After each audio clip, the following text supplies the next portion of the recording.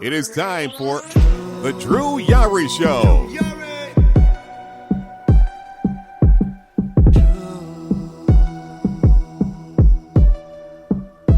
Drew Yari.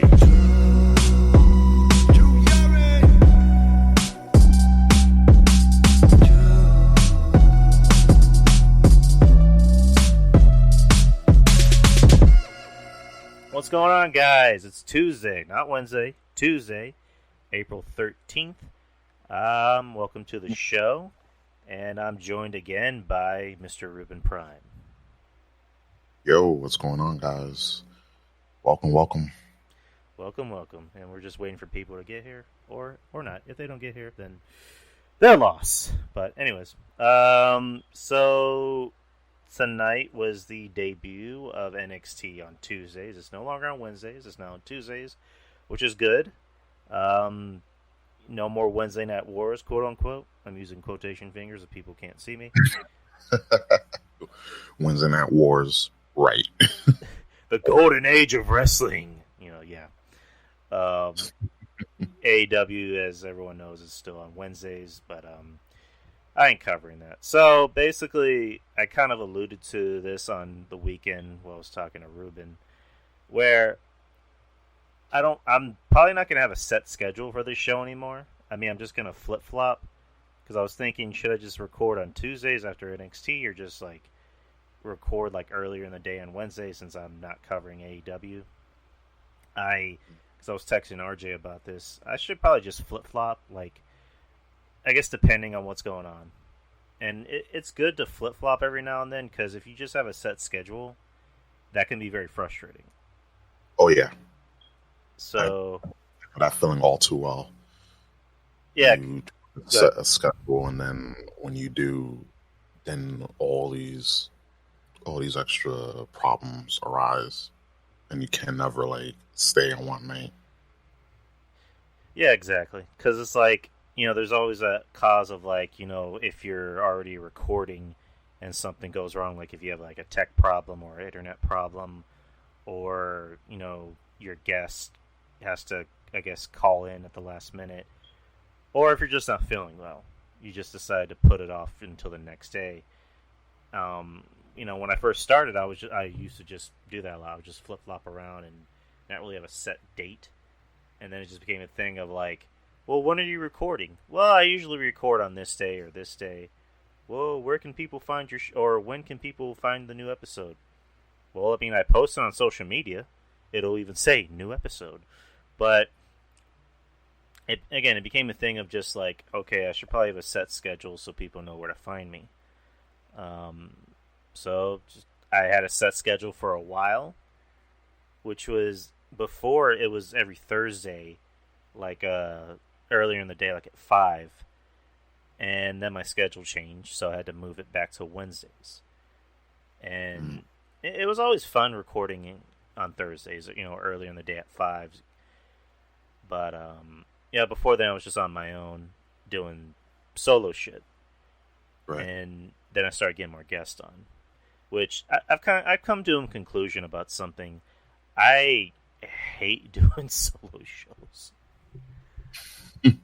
I honestly hate doing it, because a while back I did a solo, which I didn't really have a problem with, because technically I kind of am a solo act. For the most part I'm a solo act, but for the most part I usually have someone on the show. But a while back I had to do a solo, and I hated doing it.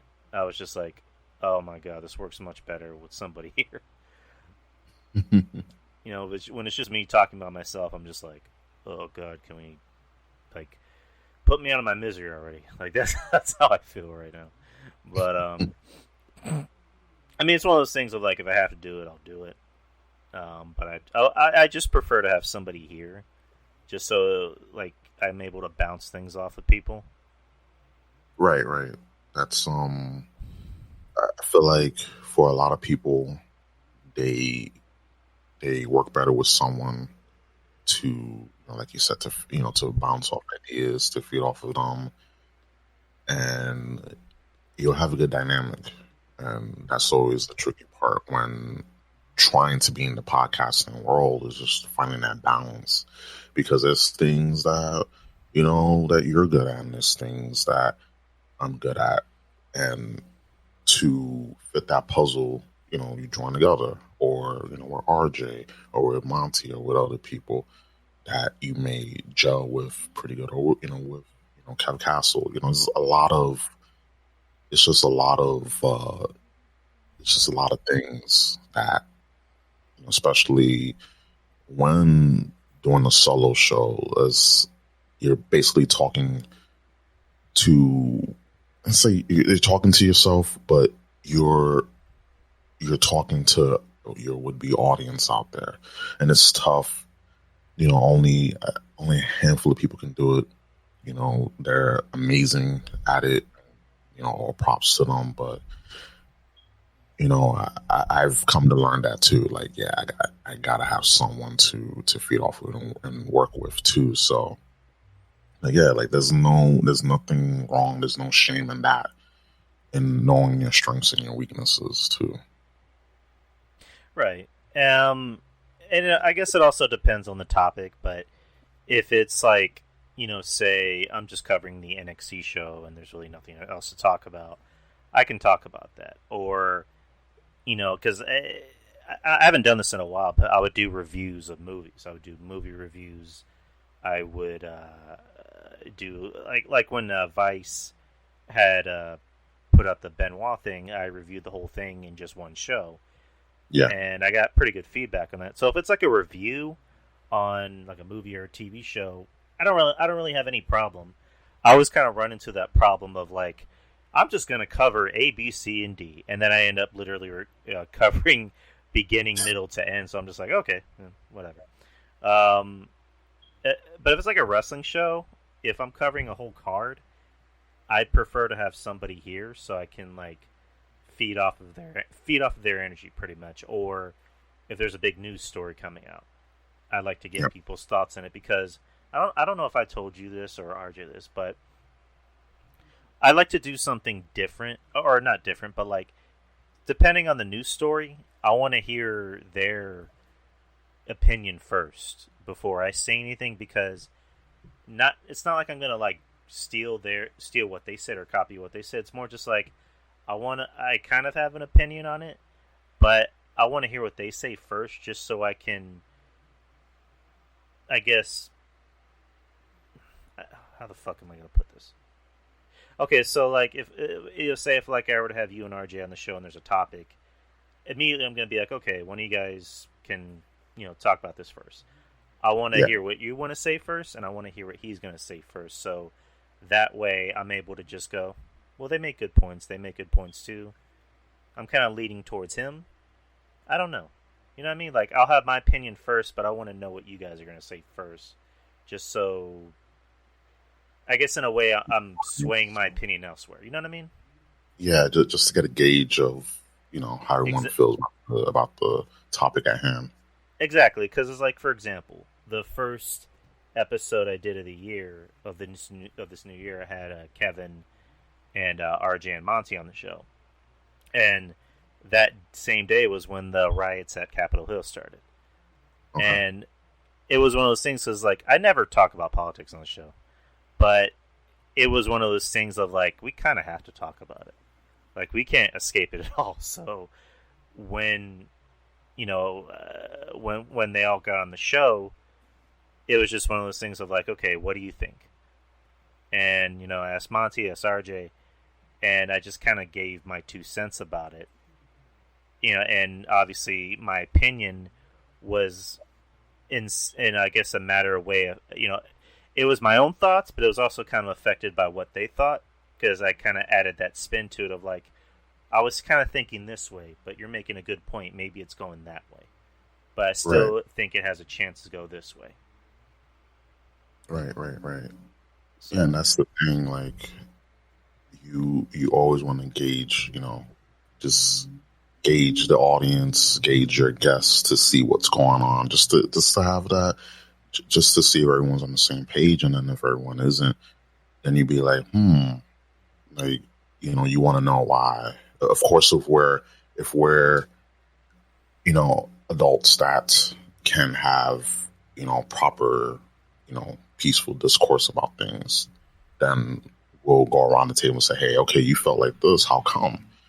Versus, a lot of people, you try to have, proper conversations, and it's just a mess because people can't conduct themselves in an argument, or they can't even hold together in an argument. So I feel like to gauge your audience and your guests too, especially in a big topic like that, it's super important. And it's like, for me, it's always more so something that I'm not too educated with. Like for politics, because I, again, never talk politics, for the obvious reason of, like, I could say one thing and then there's going to be, one or two people who's being like, oh yeah, well, it's because the media tells you to think that way. Oh yeah, well, you're a snowflake. But I'm like, okay, that's just why I never fucking talk about it. But yeah, it's just, my opinion can always be swayed. But, but then again, I'll admit there's also other stuff where my mind's already made up.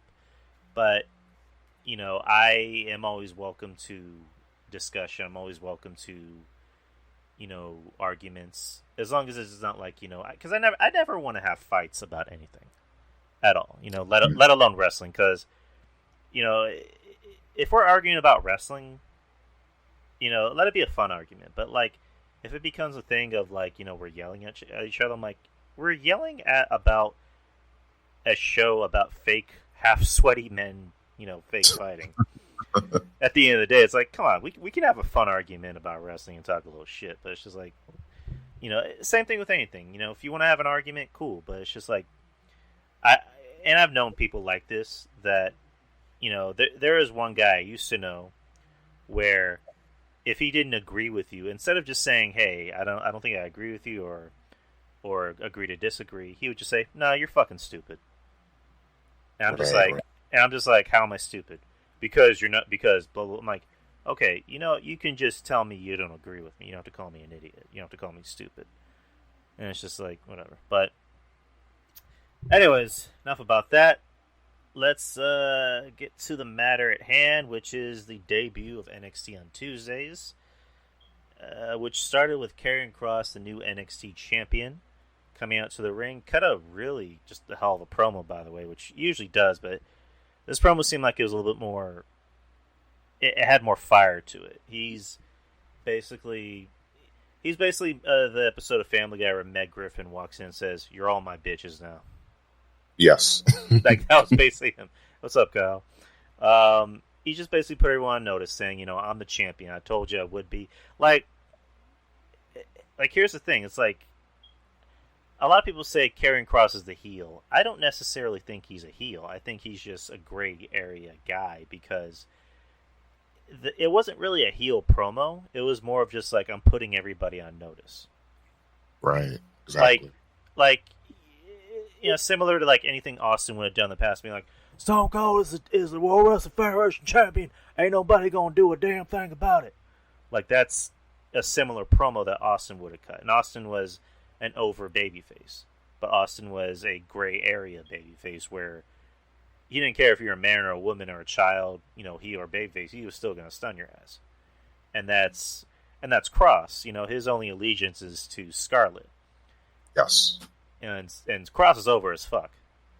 And, he did something that wasn't very heel-like, where, when the crowd was chanting for him, he held up the mic and just pointed at the crowd. So, I don't think Kross is a heel. He's a badass. He's a cool badass, but he's more of a gray area guy. Roman Reigns is a straight-up heel. Yes, he is. Bobby Lashley, you can make the case that he could be a gray area guy, or somewhat of a babyface, but for the most part, Kross, I think, is just not necessarily a tweener, but a gray area guy. Right. There's a lot of points, and especially with the promo that he had, which I went back and watched too, because took a little nap. But make sure to watch and listen to listen to that promo, and it was very just strong and impactful, and like like we were saying, like Kev Castle was saying on Twitter, by the way, that we have finally in wrestling, we're seeing more legitimate champions versus, when AEW just have Kenny, as the world champion. And he's, that gift to this day, I'll still laugh at.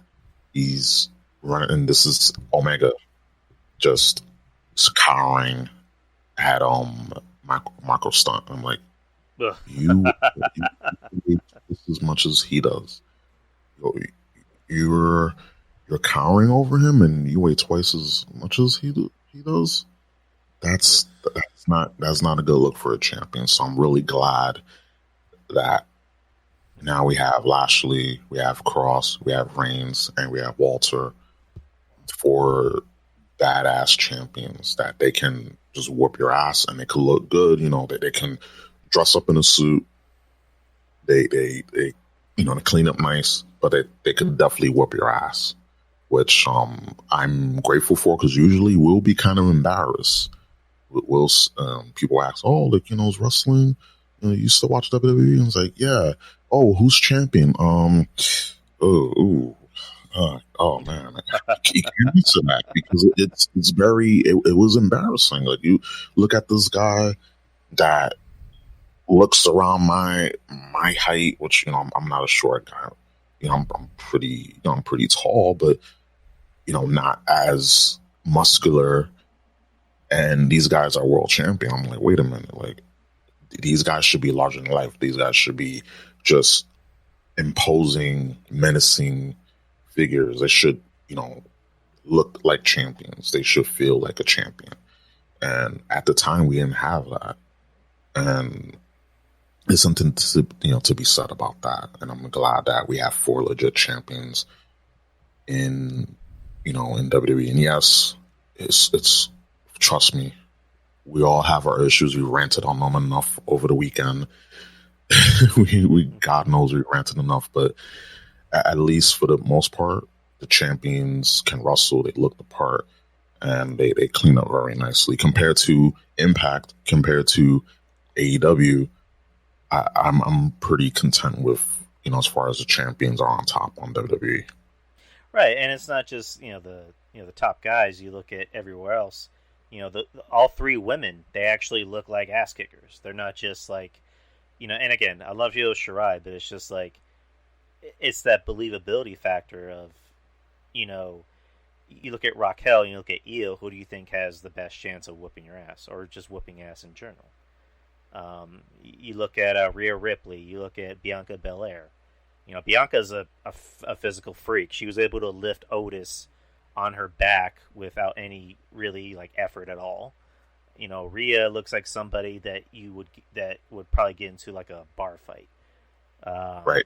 You look at Sheamus. Sheamus is a big motherfucker. He's the U.S. champion. Apollo's not massively big, but he at least looks like a man. He looks like a grown ass man. Yep. The tag champions. The tag champions, you can get away with putting it on smaller guys. So that's never really been the issue. I mean, you can have tag champions that look like ass kickers or athletes or whatever you want to call them. But it's just weird. You look at all the champions or all the top guys right now, mainly the champions, and they literally look like guys that are tough, that can whoop anyone's ass on any given moment. And I like that we're going back to wrestling, like the wrestling that we used to watch, which is, back in my day, and I don't want to sound like, Jim Cornette or something, but it's just like back in our day, we had Austin, we had The Rock, we had, Triple H, and then, as far as like the mid-carders go, we had Hardcore Holly, we had The Godfather, in WCW, we had Goldberg, we had Kevin Nash, we had Scott Hall, we had guys that looked like grown-ass men. Right. And I'm kind of glad we're going back to like the land of the giants. Pretty soon, Damian Priest is going to be a star. Pretty soon, maybe that Parker or Bordeaux guy is going to be a star. Yeah, I'm interested to see how like how he's gonna fare. And we also have is it Hammerstone? I've been seeing his stuff Yes. on Twitter. Yeah, like I'm like we have them, and I feel like yeah, you can get away with in some instances. You can get away with like having like your Rey Mysterios, but at least Rey Mysterio's a star. Right. Like he's a international star. You can't get away with that with like other people. Just because all they're indie, they've been to the indies, things like that. A handful, but you can't do that all the time. You need, those established champions. You need those guys that look like and could and will whoop your ass rather than just put it on this guy. And like I just still baffled to why they had. I mean, I kind of see why in Impact they will have God, what's his name? I just mentioned Rich Swann. Rich Swann beat Moose. I was like, what? Moose is like one of the legit looking badasses on there, and you have him lose to Rich Swann. Okay, all right. That's why no one watches your show, even on Twitch. Well, because I think Moose is leaving pretty soon. I think his contract is expiring in the next few months. Okay. So I don't know if WWE will take him, because supposedly they didn't take him the first time because he had a background on him, like he was like him and his, I guess his then girlfriend had a domestic dispute. Oh, okay. Which is why they won't take Jacob Fatu, because he's been in prison before. Oh, okay. Damn. Yeah, I heard a lot of good things about him too. Yeah, Jacob Fatu would be interesting, especially you put him in that group with Roman. Yeah. That can be a future storyline you can do. That can be like Triple H and Batista, and that could easily be a WrestleMania main event, or SummerSlam main event, something like that. Hammerstone.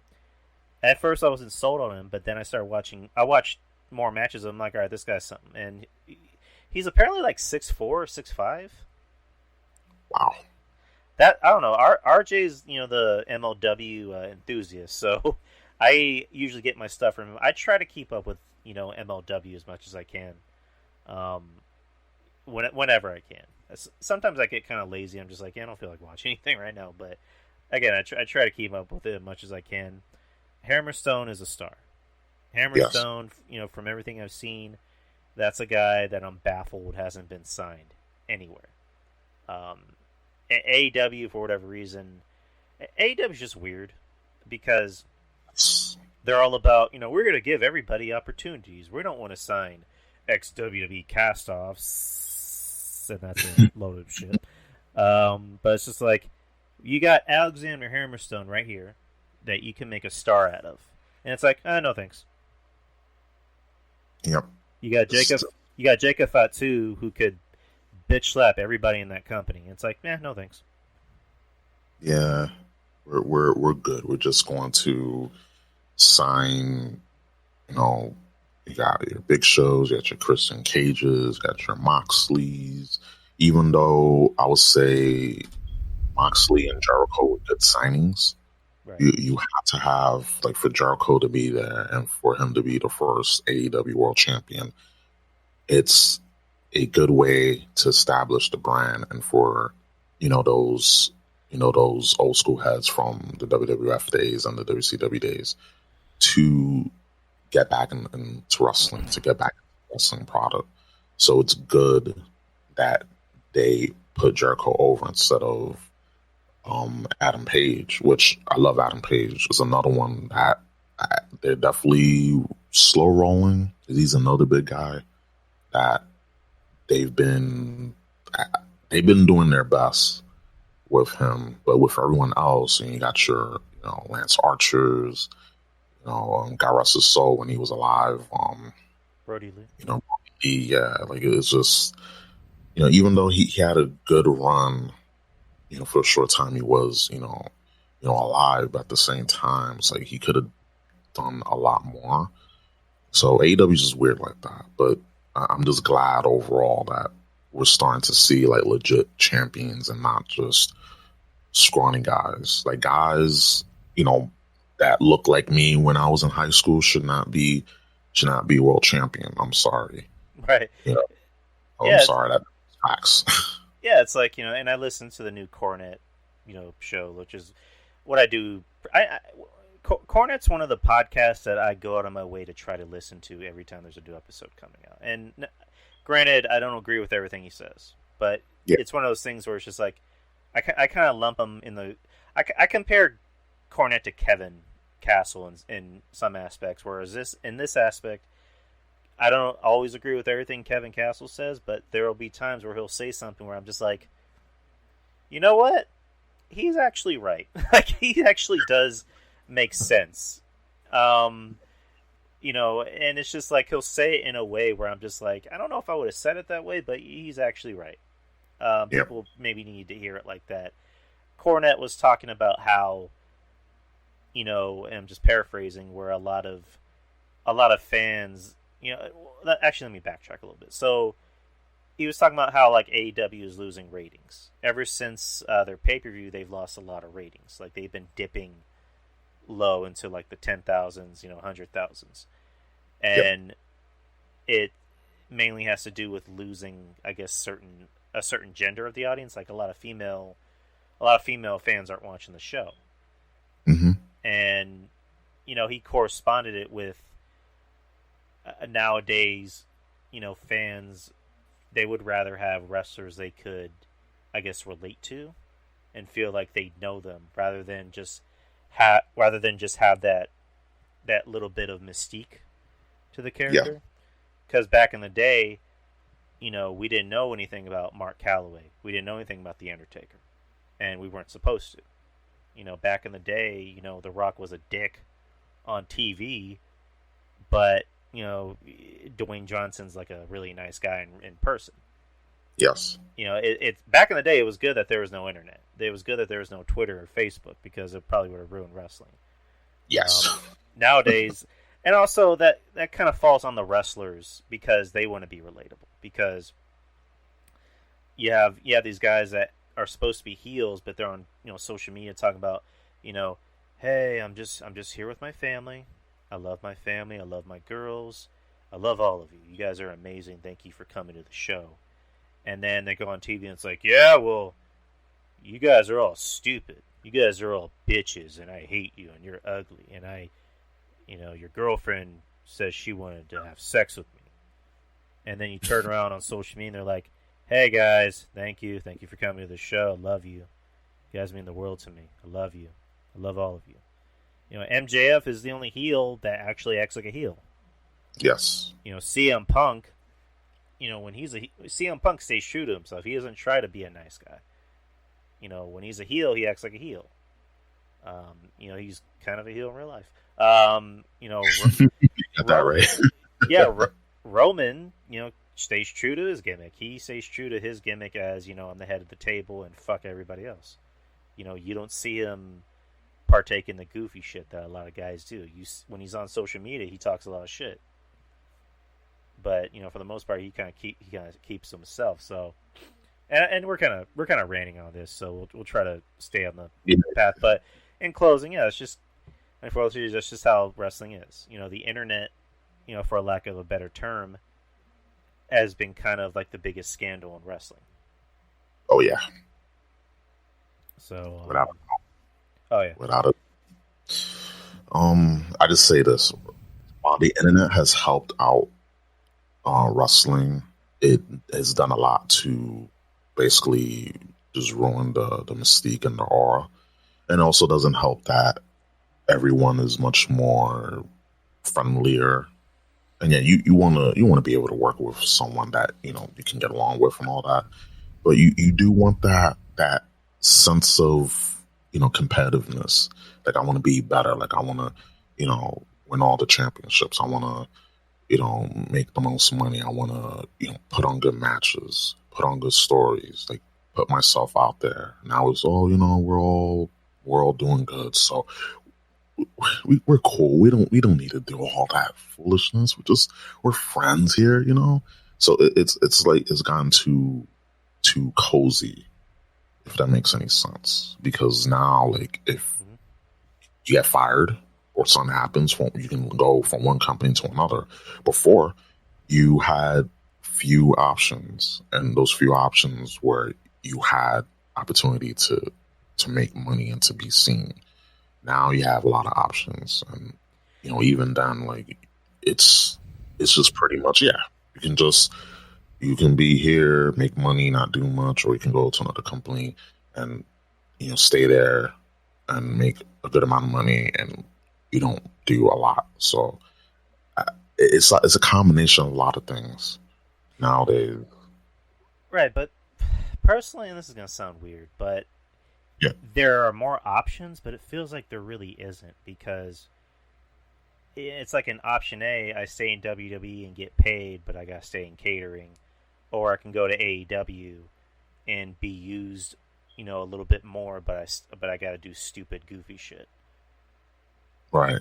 Or go to Impact, or maybe work in Japan, but that's probably not an option for me. So Yeah, nah, do it, that. it's good that there's more options, but it's just like it kind of seems like there really isn't, especially now in the times we're living in. There's just really two options. I mean, I guess if you want to count Impact, but I mean, let's not go crazy here. But Yeah, that's a reach right there. but Yeah, yeah, but yeah. Anyways, let's move on with the show. But yeah. all right. So what's next? So we had the tag team champions MSK, or the new tag team champions MSK, versus Killian Dane and Drake Maverick, tag team title match. I was a little surprised by how competitive this match is, given that Maverick and Dane are kind of like a comedy team. Yeah. Good. Oh boy, this is just the problem with these matches. Like, I feel, I feel like in certain instances, you should not be taking a lot of offense from these lower tag teams. And Killian Dane and Drake Maverick, like, I love those guys, but they're a comedy act. Right. Like, they slip and fall, they slip in a banana peel and they fall into the tag team titles. Like, that I can see, but just the fact that they're getting offense is just why. And yeah, you look at the two guys, MSK, they won the belts, but if it ain't Dane that's in there doing the offense, if it's Drake, getting a lot of offense, that is weird to me to see, to be honest, and that kind of put me off from the match. Right, and I think Drake is a good dude, but it's just like, yeah, you're right. Dane should be the one doing more of the offense. Drake should be the one getting his ass beat. Yep. And that's really how the match should have gone. But I mean, MSK. Granted, they're not killers. You're not gonna say go out there and kill them. But it's just like, yeah, you should not be giving them. You should not be giving Drake Maverick that much offense, unless it's, I guess, a cruiserweight. Unless it's in a cruiserweight match. Other than that, it shouldn't have been that competitive. But yeah, MSK went over as they should. Quick note: somebody on Twitter pointed out that MSK was actually getting booed. Really? Yeah, I didn't even realize that, because so are there actual fans in attendance, or is it still like wrestlers combined with, like, I guess, friends and family? I think there's some. Yeah, I think there's some fans in there.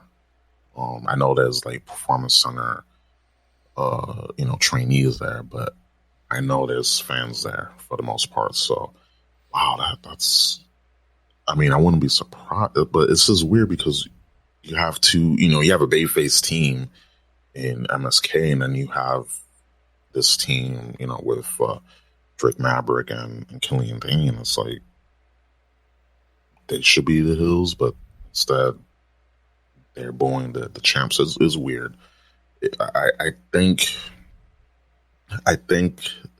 that they should have. I know that they owed a tag team match, a tag team title match, because they did one at the pre-show last week, Mm-hmm. at the Takeover pre-show. But I don't know, like maybe they just want to get it out the way, but just it's just a weird dynamic again. And yeah, just again, this match put me off to the fact that the other team was getting way too much offense.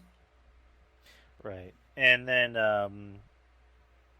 I think MSK possibly could be heels. Like they seem like a team that they can pull off any role because they appeal to the younger audience because they have that, kind of, I guess, skater, kind of not grungy but kind of skater punk looking look. Yeah, That's the best way to describe it. And that's also another way that they could be heels, where they're these kind of like punky skater looking dudes that you just want to punch right in the face. So I really don't know how else to put it, but yeah, I like MSK. I mean, them, they won, of course, and then after the match, you had Alexander Wolf from Imperium come out and confront Killian Dane, which I'm gonna sound like an idiot here. I forgot that they were in Sanity together. yes, yeah, they were. Yeah, because Yeah. I remember when he confronted him in that segment a couple weeks ago, where he was like, "You used to be great." I'm like, "Wait, I don't get it. I don't get the relationship here." And then I realized, oh yeah, they're in Sanity together. so, um, so yeah, Alexander Wolf came out and confronted Dane, and then Marcel Barthel came out and just beat the shit out of him. And I guess that's that. I thought Walter was going to come out, but I guess he went back to, back overseas. Yep. Let's see what else we're getting. We got Mercedes Martinez versus Jessie Kamea. This was a match that was set up in a segment where Robert Stone was heading to Regal's office, and then Mercedes Martinez confronted him and said, "Where's my money?" Jessie Kamea confronted her, saying, "I don't want a piece of you, I want the whole thing." I'm just paraphrasing. Yeah. I don't either. I haven't really been paying attention too much to the Robert Stone brand, or I more than likely haven't, but I never noticed this girl was actually really fucking tall. Like she's I believe she's 5'10", and it was a pretty short match, but Yeah. she looked pretty impressive. Mercedes sold for her and gave her some good offense, so I'm interested to see what this girl can do.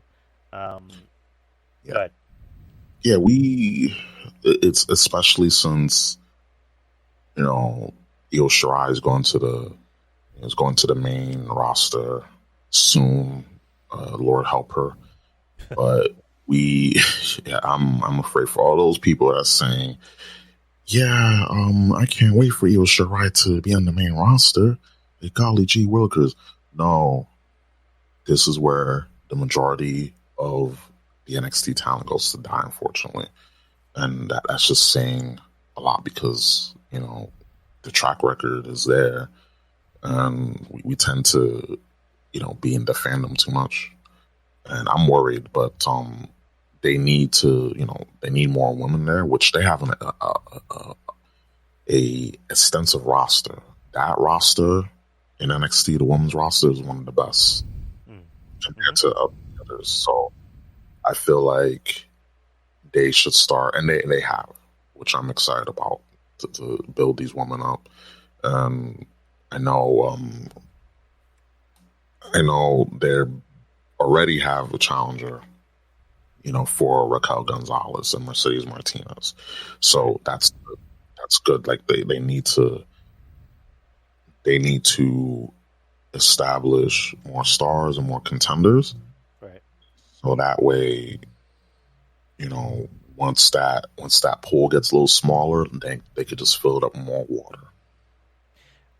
Yeah, you're right, and that's let's just jump to the end of the segment. So Mercedes, went over what the fuck was her name, Jessie Kamea, and after the match, she she pinned Robert Stone against the wall and said, give me my money. Robert Stone gave her the money, and then she turns over to the announce team and says, hey, let the champ, Raquel Gonzalez know I'm coming after her. So it looks like Raquel Gonzalez's first opponent is going to be Mercedes Martinez, which right off the fucking gate, we're getting these two women, which I'm take my money, take my fucking money. Mercedes, is smaller than Raquel, but she had that cage match against Rhea last year, so she can work with anyone. She can work with anyone, whether they're small or her size or bigger.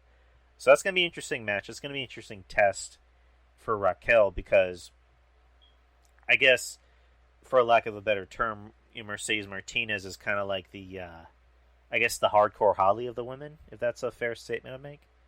That's fair. It's fair. She's legit tough. She can wrestle. So this is going to be an interesting test for Raquel to see kind of what she's made of, which she'll do fine though. I imagine the match will be really good. So I guess whenever it happens, I don't know when NXT's next or not pay-per-view, but their next takeover is going to be. I'm assuming it's going to be on an NXT, I guess a regular Tuesday night show or whenever. But whenever it happens, I'm glad it's going to happen. So what comes after this? Is it the cruiserweight title match? No. Oh yeah. All right, here we go. Oh, because they're just. I'm on what is it? Cage side seats. So I'm just going through everything. There's a bit with the way. Bleh. Santos Escobar is on his way to the ring. Isaiah Swerve-Scott's in the studio. Blah blah blah. So yeah, Santos Escobar's open challenge for the cruiserweight title. According to the announcers, he's been cruiserweight champion for 320 days. And Kushida answers the challenge. So we got Kushida coming out to new ring gear. He's no longer wearing pants. He's wearing wrestling tights. Yeah, I was like, wait a minute. Like, who was this? Oh, because I'm used to him wearing, jeans. Like, so this, I think this is good for him to wear, change his ring gear a bit. So that's a good sign there. And I know you enjoyed the match. I did. Hoping we both enjoyed the match. I did. I was like, whoa, like, and these guys can definitely pull it off. But I was just amazed, and you'll get to the outcome in a bit. But I was like, wow, this match was really good. Like, this could have been a pay-per-view match. Like, this could easily been a takeover match, and I'm a fan of Kushida. The one thing I don't like is that it just seems like with him, they seem to give him something and then take it away. It's like we're gonna push him, but now we're gonna de-push him. We're gonna push him, but now we're not gonna push him. And it's just like, okay, give this guy something, because this guy is legit good. This guy is legit talented. Maybe not NXT champion talented. Like, his ceiling is North American title ish. Yeah. But this guy's something. Give him something. And when he came out, and then I saw the gear, I'm like, okay, this is interesting. I mean, he was still wearing the poofy jacket, but I was just like, okay, I can forgive that now that he's wearing wrestling gear. But yeah, him and Escobar, as we thought, they went out there and had a amazing match. These two had very different styles, and they were able to mesh together. Kushida, he has this way of being able to work anyone's style and still at the same time work his own style. Like, for example, the first time I actually did see him, he had a match with Walter on NXT. Yeah. It was a main event. I believe it was like 2 years ago, and their styles were able to mesh together. Like, he was able to bring the fight to Walter. It's kind of like Finn Balor. Like, Finn Balor's a small guy, but he's able to really go out there and have a fight, and it looks believable. That's like Kushida. But yeah, him and Escobar had a killer match. They were trading finishes, false finishes, and spoiler alert, Kushida was able to get the roll up pin. Well, not a roll up pin, but like I guess a reverse roll up pin on Escobar and won. So Kushida is now the new cruiserweight champion. Escobar's reign is now officially over, and we have a new cruiserweight champion, which I was both shocked and thrilled because, you know, looking back on it, I don't think Jordan Devlin would have made, you know, a good replacement. You know, if anyone's going to beat Escobar, it needs to be someone that's actually good, that's actually worthy of it. And I don't think Devlin would have been a good fit. Escobar, I think, is a better fit because he's actually talented. He, you know, looks like he's on Escobar's level. He actually looks like, you know, he's like the same like size of him. And I'm glad Shida, no, not Shida, but Kushida won. We're more than likely getting a rematch pretty soon, but you know, this means for Escobar that, you know, he's free to, I guess, go on to do bigger and better things and be higher on the card. What did you think? I was watching the match. I was like, yeah, okay, you know, the you know, you have the, you know, those rolling pinfall attempts. And I was okay that they're gonna break out of it, and then you're gonna have the big, you know, that big ending to, you know, ending sequence, I should say. And when he pinned him, and Kushida pinned Escobar 1, 2, 3, I was like, what? Like, I was legit surprised. There's a lot of things that don't really surprise me, but that did right there. That came out of nowhere, and it wasn't like forced or just looked sloppy. Like, you know, a lot of things we see on the main roster, just all roll up pins or dumb dick distractions. So that came out of nowhere, and it was fluid.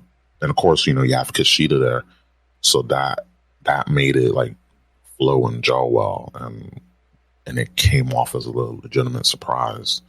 And I'm happy.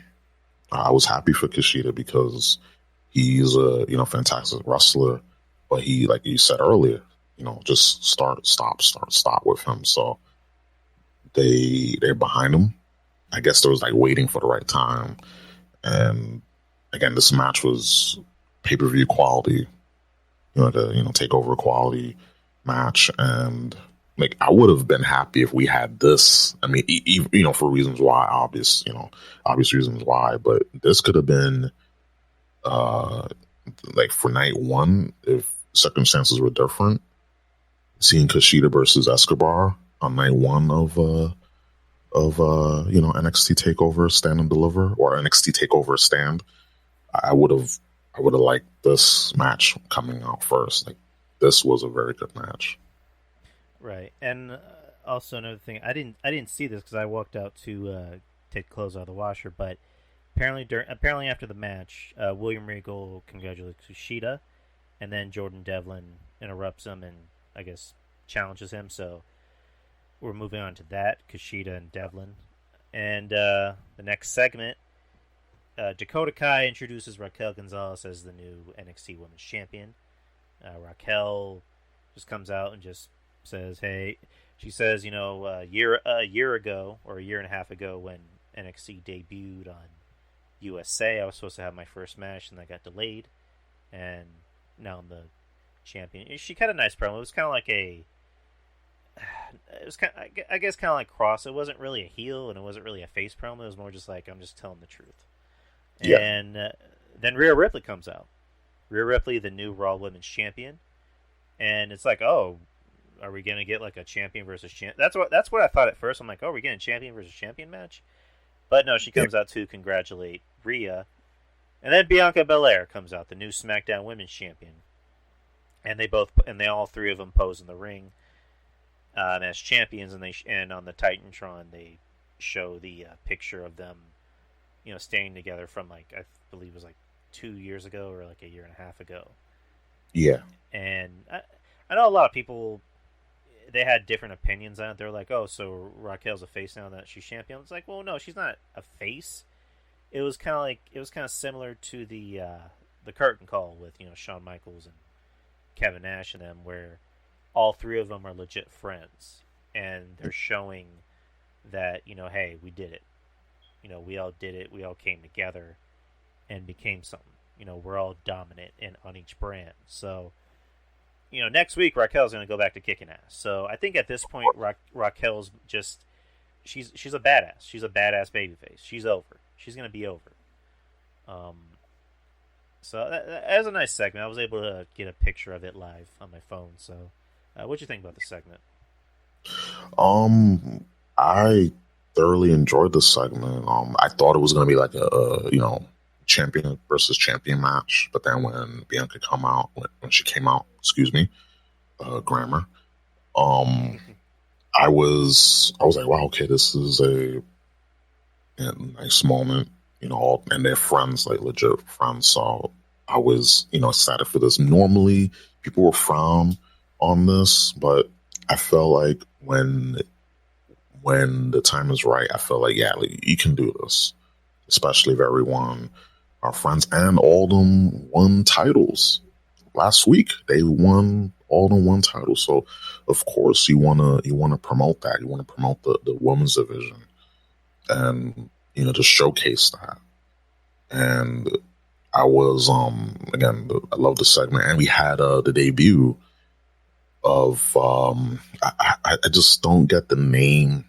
I mean, maybe for like reasons, like maybe she doesn't want to like have her name on like the rights to her name and whatnot to to WWE. So I guess that's why they're like, yeah, we're gonna. I'm not gonna use my name. But we had the debut of Monet. What's her name again? I'm sorry. I have it right here. It's Frankie Monet. Yeah, Frankie Monet. But we know her as Valkyrie. And I was like, this is where I'm glad that she's in NXT, because if she was in the main roster, forget about it. It was gonna be Burial City, and probably put her in a worse. I mean, this gimmick is. I'm just glad she's there, but the fact that she's on NXT is a good thing, because that roster is stacked, and she will definitely add some flavor, more flavor.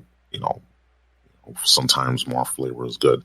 So I'm interested to see what type of matches she'll have there with all the opponents that she has, and I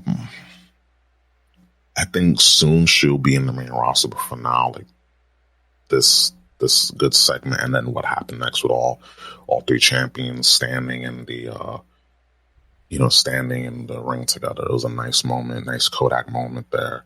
But this segment did a lot. You had the NXT Women's Champion address her win, and then you had all the other two champions talking, not talking, but just sharing and embracing that moment. And you also had a debut. Everything that this segment needs. And I felt like this is how you showcase a division. This is how you properly showcase a women's division here.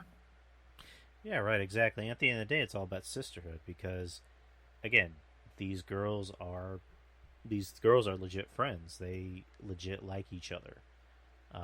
And I enjoyed the segment. I didn't have a problem with it. I know some people did, which I'm just like, really, dude, come on, you clearly missed the point of the fucking segment. And then as far as like the Frankie Monet girl, the Taya Valkyrie, I was just like, all right, well, let's see what she can do first. Before I judge, let me see what she can do. I never watched her in Impact Wrestling because I didn't watch Impact. I mean, I knew of her. I mean, I know she's John Morrison's wife, so let's see what she can do. I mean, she has a good look to her.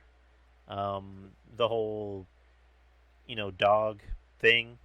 I mean, I don't know why I should have a problem with the dog, but it's just like, again, we'll see how it goes. I mean, because by all accounts, I've heard she's very good in the ring. So, and she's already on a very stacked women's roster. So yeah, definitely. definitely. Kind of off topic, but why don't do you think Tessa Blanchard will be signed to WWE? Ooh, I mean, if AEW doesn't snatch her up, and again, I don't think she's going back to Impact. She's done all she can on Impact, so she's not going back there unless it's for like a Hall of Fame induction or something. But I can see her being in WWE and NXT. It just makes sense. But I think they're just waiting because you have such a stacked roster. So maybe by the end of the year, I see this year by the fall that she'll be on NXT TV, or at least signed, and then they'll like try to fit her in. But I can see her being in in NXT because she ain't going to Impact again, and WWE, they're very just progressive liberal, so I don't see them having her when she did what she did. But that AEW women's roster, you only have Karashida, Thunder Rosa, even though she's in NWA, and you have Britt Baker. Those three women alone can't help that. And you got Taya Conti, you have a handful of others, but it's just those three there, and you need a lot more to to help that division. I think she will do good there, but I'm just not confident that they will push her right. Consider everything else, I think in WWE should be a better fit. Right, because and also you were saying W is very conservative. I'm like, yeah, they pretend to be there. They pretend that they're conservative. AEW is the whole hey, we're not right with injustices. This is, and it's like, sure, you're doing business with whatever the fuck his name is, Paul Heyman Light, with Kenny Omega, who had like what is it, sexual harassment charges in Impact that seemed to get covered up. So yeah, WWE doesn't give a fuck about any of that shit. They'll wait for the heat to die down and then they'll sign him. Yep. So she's gonna go to WWE. She's a star. She looks like a star. She wrestles like a star, and she talks like a star. So she'll be in WWE. She'll be in NXT, and I brought that up because it's like when you're looking at the current landscape of the NXT women's division, it is stacked, but at the same time, Raquel needs some credible opponents. Because I'm gonna guess that she's gonna fight Io one more time before Io heads to the main roster. Then you got Candice LeRae, but you got Candice LeRae. I don't think they're going to do anything with Indy Hartwell, personally. Yeah, me too. I don't think they're going to do much work. Then there's that Jessie Kamea girl. There's obviously going to be a feud with her and Dakota down the line. Like Dakota is gonna turn her back on her, and that's how you get Raquel over as a massive face. Who the fuck is the other girl? Tegan Nox. She's gonna return pretty soon. Yes, Tegan Nox. I miss her. I miss her too. That's if she doesn't, break her quad by just, getting out of bed. That's fucked up. I'll have that remark stricken from the record. Yeah. And then this new girl, Frankie Monet. So, yeah, the NXT Women's Division is stacked, but it's one of those things where it's just like, what's his name? Maxwell from Wonder Woman 84. It's like, you're good, but you could be better. Yes. You could always use more people on the roster. So, just like with the men's division, you need more people because pretty soon a lot of these guys are going to be on the main roster, unfortunately. So let's move on to the next part of the show. There is a bit with Roderick Strong where he arrives to the arena with his wife and gives a envelope to William Regal that says, "I'm done." So I don't know if Roderick Strong is leaving NXT to go to the main roster or if he's just leaving WWE altogether. I don't know. Either way, I don't think it'll matter. But I like Roderick Strong, but it's just like, come on, I said before, he's like an uninteresting version of Ryan Reynolds. Yes, and he he just he looks like him. Like it's scary. Like his resemblance to Ryan Reynolds is so scary.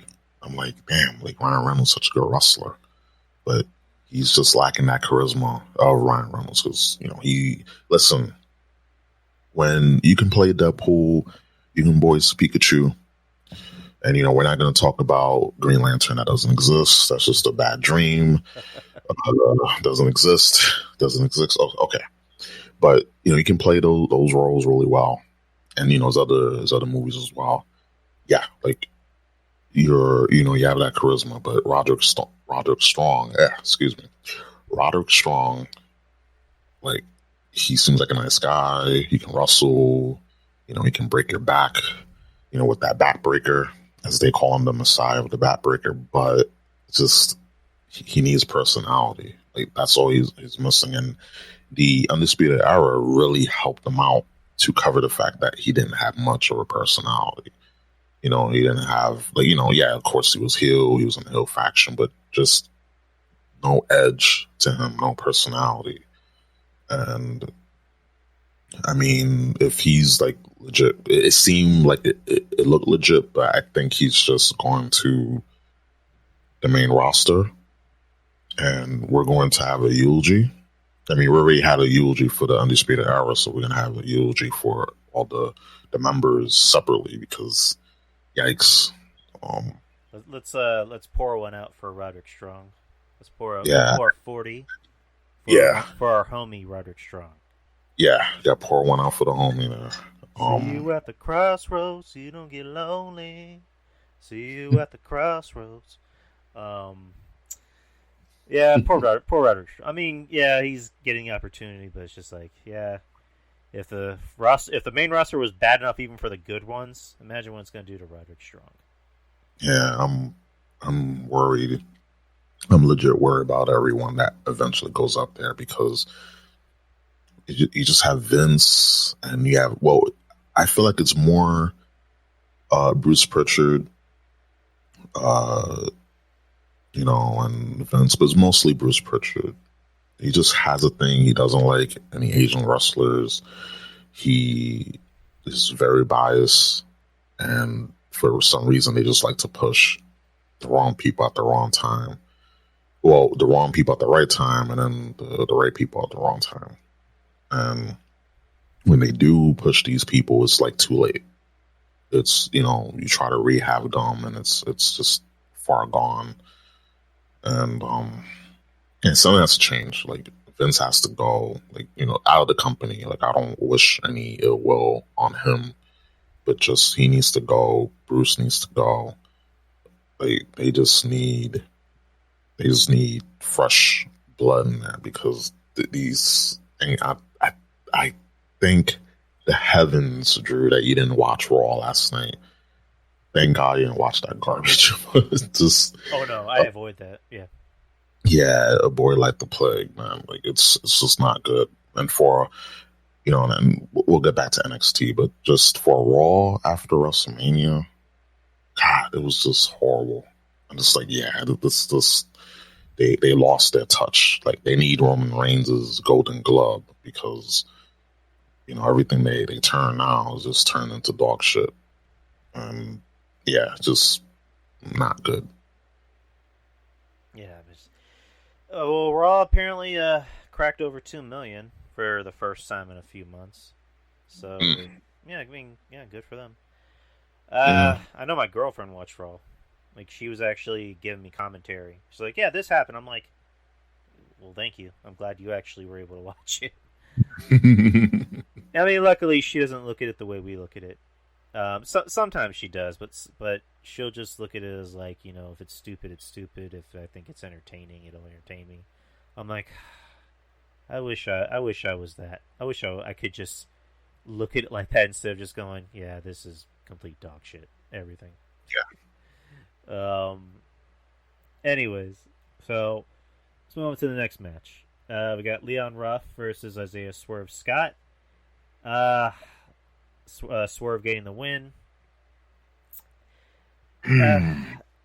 Let's jump to the next segment after this, just so I can kind of coincide with what I was going to say. So, you Yeah. got the next segment where Swerve is saying, I'm already done with Ruff. I killed him, and then Ruff jumps him and starts beating him up, which I'm just like, okay, whatever credibility Swerve had, I think is kind of gone because it's already bad enough he's having a competitive match against a child, against a guy who looks like a child, and then he gets jumped by him. So I'm just like, yeah, I think I'm kind of done with Swerve because I think this is a guy he could have pushed.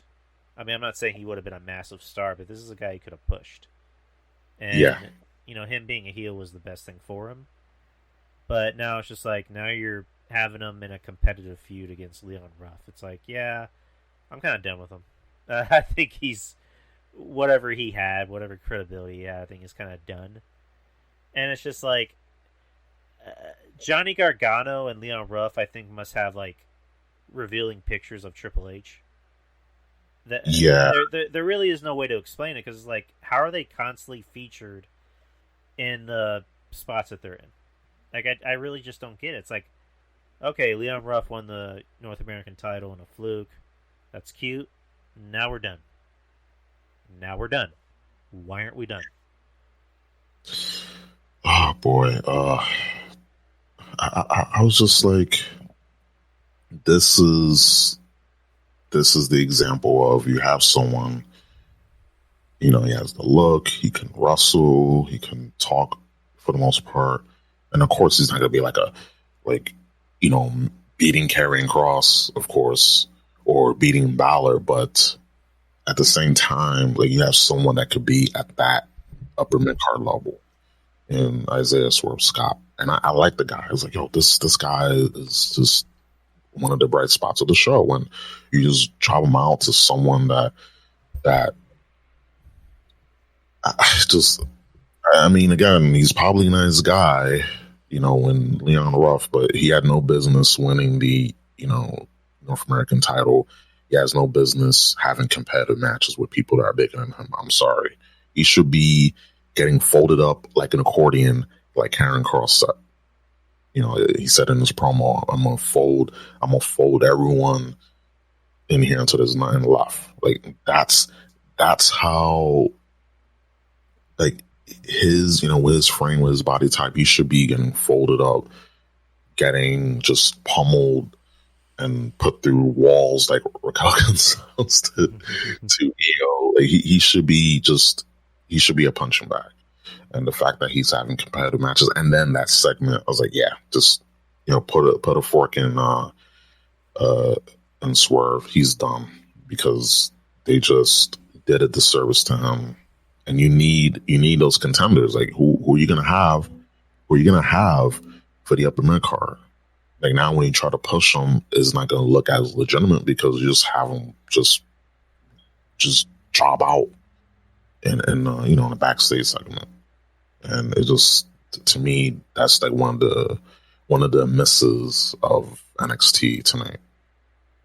Exactly. It's just, and you mentioned Karrion Cross. Karrion Cross's first match on NXT was actually against Leon Ruff. So there's that. But it's just, yeah. I'm really done with Leon Ruff. I mean, I get it. Maybe he's a nice guy. I'm pretty sure he's a nice guy. But it's just like, what is? I don't get why he's still being featured on the show prominently. If you're gonna feature him on the show, he should be the guy getting his ass beat. He should be the guy that's jobbing. He should be well, he's already developmental talent technically, but Yeah. he should be the jobber. He should be the guy that goes in there and makes the other guy look good. Like, not everybody needs to be on the show. I mean, let me retract that. Not everybody needs to be Shawn Michaels. Not everybody needs to be Bret Hart or Kurt Angle. Sometimes you need your job squad. Sometimes you need your Scotty 2 Hotties. You need your Taka Michinoku, or Taka Michinoku is actually talented. Sometimes you actually need your Funakis. Yes. You need the guys that can go out there and put the other guys over. But and NXT, unfortunately they do some of the things that not just AEW but like modern wrestling does, where it's just like, everybody deserves a spot. Everybody deserves to go out there and have a good match. Everybody should look competitive. It's like, yeah, no, they don't. I'm sorry, but they don't. It's like, going back to Cross. Cross is smart with how he books himself. Like, Cross is going to look dominant against the lower card talent. Kevin, touched base on this a while ago, where he said he, kind of gave Cross a little, not kind of, but he gave Cross a little criticism about, giving too much offense to Oni Lorcan. Oni Lorcan is mid-level talent, but at least Oni Lorcan looks like something. Yes, like, he actually looks like a talent. He looks like a scrapper. So, and that match had a story behind it. Because Cross, in kayfabe, said, "I enjoyed, injuring your partner." So there was a story behind that. So of course, you gotta give Oni something in that match. You can't let Oni look like a bitch. Even though he's gonna lose, you can't make him look like a bitch. But yes. if he's giving offense to, Leon Ruff, or if he's getting offense to, fill in the blank, lower card talent, it's gonna make him look bad. So a guy like Cross knows how to book himself, right? Same thing with Finn. Same thing with Cole. Same thing with Raquel Gonzalez. They know how to book themselves, right? Or not book themselves, but they know how to make themselves look not stupid. But yeah, Leon Ruff, if you're going to use him, he should either be on 205 Live, which he really should be, or if you're gonna use him on the main show on NXT, he's jobbing talent. Like, he's the guy to make the other guy look good, and that's really how it should be. So what's going on next? We got the main event, which is the the intergender tag team match. You have the Way with Gargano, Theory, Candice LeRae, and Indy Hartwell versus the team of the women's tag team champions, Shotzi Blackheart, Ember Moon, Dexter Lumis, and Bronson Reed. This was a fun match. This kind of went the way it probably should have. A lot of back and forth. The guys had to face the guys, girls had to face the girls. I guess I'll just kind of fast forward to the end of the match. So, like, the end of the match, Indy Hartwell, the story behind her is that she has a crush on Dexter Lumis. So there's a point in the match where Dexter Lumis has Gargano in his submission, and then Indy Hartwell, sees that, and she's about to kick him, but she goes, "You know what? I'm going to get him." So she goes on the ground and plays limp. And Dexter Lumis sees it, and he's about to grab her, and Austin Theory attacks him, and Indy Hartwell gets pissed off and actually throws Austin Theory out of the ring. I thought that was really funny. Yeah. And then she gets on the side, on the side of the ring to get noticed by Dexter Lumis again. Then he sees her and carries her away, and then while he's not looking, she stares at the camera and winks and goes, "I got my man." So I thought that was kind of funny. And the rest of the match, Bronson Reed's the only man in the ring for his team, and he goes for the splash on Theory and gets the win. So his team gets the win. What'd you think about the main event? Again, like, it went how it should have. It was a lot of intertwining storylines here, and it played to the matches that they had in both nights. The women's tag team title match they had. Indy and Candice had a match versus Shotzi and Ember Moon, and it displayed a role in the match. Then you had Indy and call him Sam Shaw. But yeah, they have their thing, which was hilarious. It was one point where Indy was in on the ring apron, and Dexter Lumis, he got a little close, and I don't know who was just pulling. They no, it was Candace. Yeah, Candace pulled her away and was like, "Yo, what are you doing?" I'm just like, that's great because that was funny.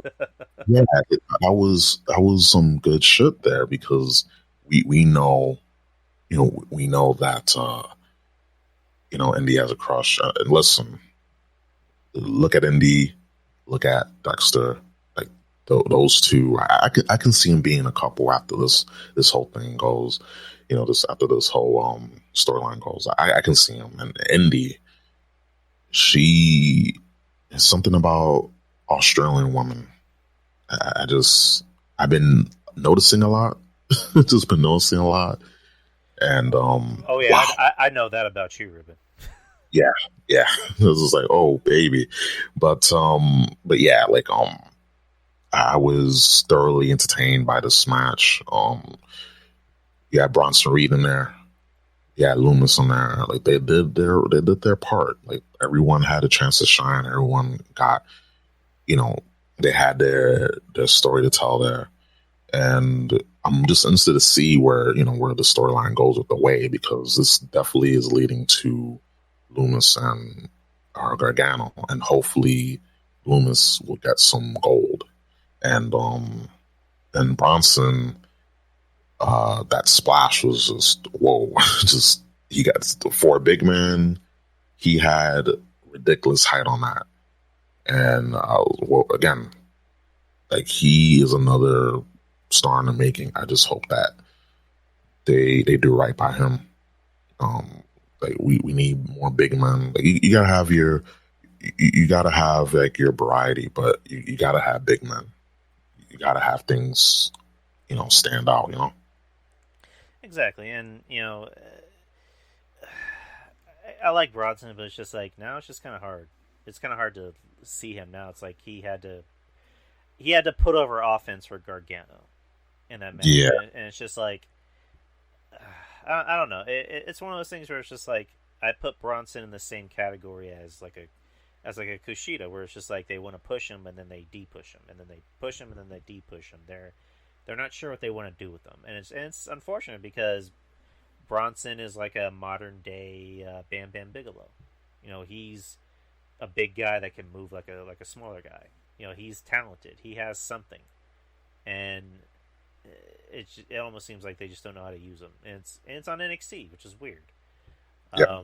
I would figure on developmental you have everything for everybody, but especially for a guy like Bronson. But I think Bronson could do a lot better now at this point compared to like a guy like Swerve. They seem like maybe they want to do something with Bronson, but all I know is I'm done with Johnny Gargano. I think they need to get that fucking title off of him and give it to give it to Escobar. Let Escobar go after the way and fucking get those fuckers out of the way. Give it to Loomis. I like Loomis. Give it to Reed. Anyone but Johnny.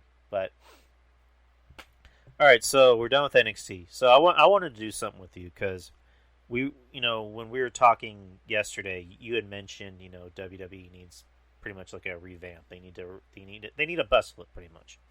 Yeah. So I want to try something with you that I haven't been able to try with anyone. So I'm looking at the whole roster, Raw and SmackDown, and we can breeze by this real quick. I want to do our own little bus flip. I guess our own little fantasy booking as far as like a bus flip goes. Excellent. So you ready, man? Ready. All right, let's start with this is the Raw roster. So AJ Styles. Oh, keep him. You gotta keep him. Yeah, keep it. No, fire AJ. I hate it. No, yeah, keep AJ. Akira Tozawa. Ooh, he needs to go. I'm sorry. I agree. Yeah. It looked like they want to do something. He's talented, but it's just like, there's really nothing that interesting about him. He's not Shinsuke. He's just, he's not Shinsuke or Kushida. He's a comedy act. But personally, bye bye. Angel Garza. Oh man, that's the thing. Like he's talented. They have something with him, but I'll have him. I'll have him stay because they of course um Andrade is gone, so I'll say keep him. I'll say keep him. Exactly. And again, I like him. He kind of looks like Eddie Guerrero almost. Like he Yeah, has the Eddie Guerrero look, minus the charisma. But I don't know. Keep him, but do something with him, please. That's really yeah. all I ask. Bobby Lashley. Oh, keep him. Got to keep him. I mean, obviously, you got to keep him. Yeah.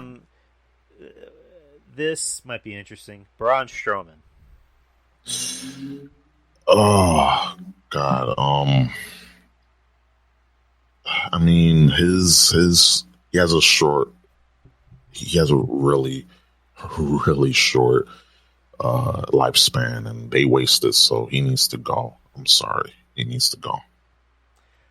I would say go, but unfortunately, the Big Show's gone, so they need a replacement. So he's their new Big Show as far as like, we can push him like a monster, but we can also push him like a big goofball. So they're gonna keep him, but I think he needs to go because they've done nothing with him. I mean they've done something with him, but when it was already when he was already like way past his popularity. So obviously Braun needs to go, but Yes. you need your giant. You need your giant that's kind of a goofball. So it's kind of one of those things of like keep him, but we could also be fine without him. Bray Wyatt. Oh man, the thing is, I'm a fan of Bray. If he hasn't been losing, I'll definitely just have him stay. But I mean, to piggyback what Kyle said, I would have him stay, but they just need to get rid of the Fiend gimmick because they had something in the beginning, and then when they had him lose to Goldberg, that was a damn lose. First, no, Seth Rollins, that whole debacle with the Hell in the Cell, then with Goldberg, and then what happened now? Just like strike, carry the one, carry the three. This is like the 20th straw with Bray Wyatt, and I love the guy, so I will have him stay, but they just need to get rid of the gimmick of the Fiend. This is gonna be hard for me, but bye bye. Yeah. It's just, it's like you said. It's like it's not like he's had 3 strikes. He's had multiple strikes, and it's just like, I was on Wrestling Court last week, and Rob brought up a good point. What family does WWE hate more, the Rotundos or the Harts?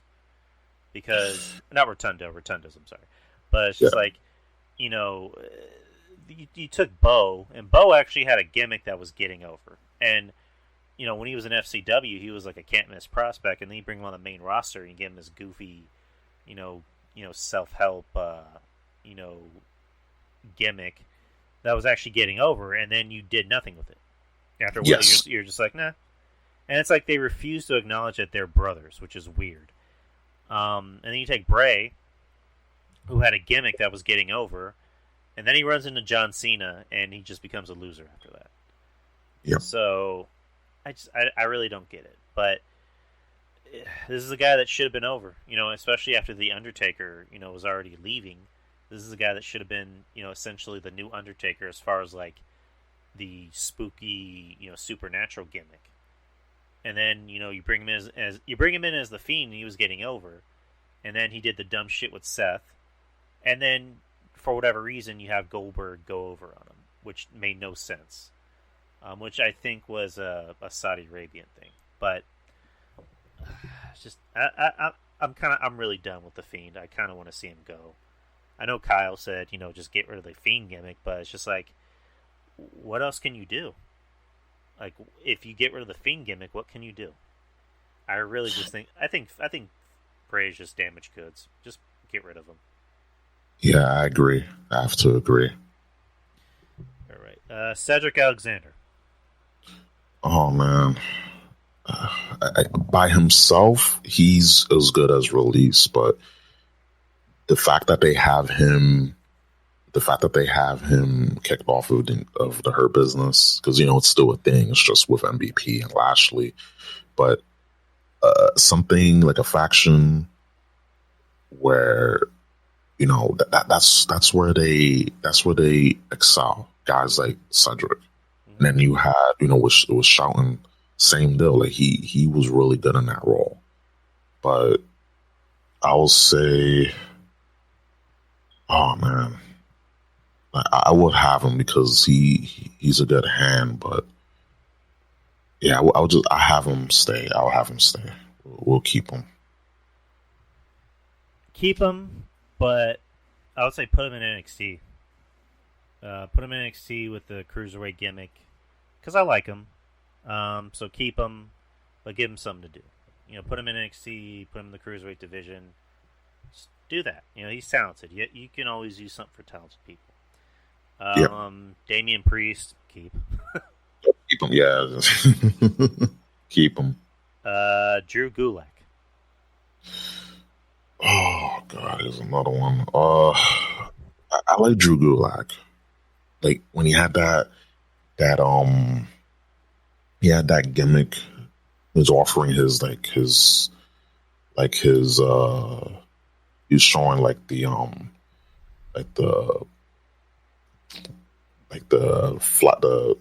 the PowerPoint presentation, that stuff was cool. I was like, they could have done something. They always have these type of gimmicks. It gets over, and then they don't do nothing with them.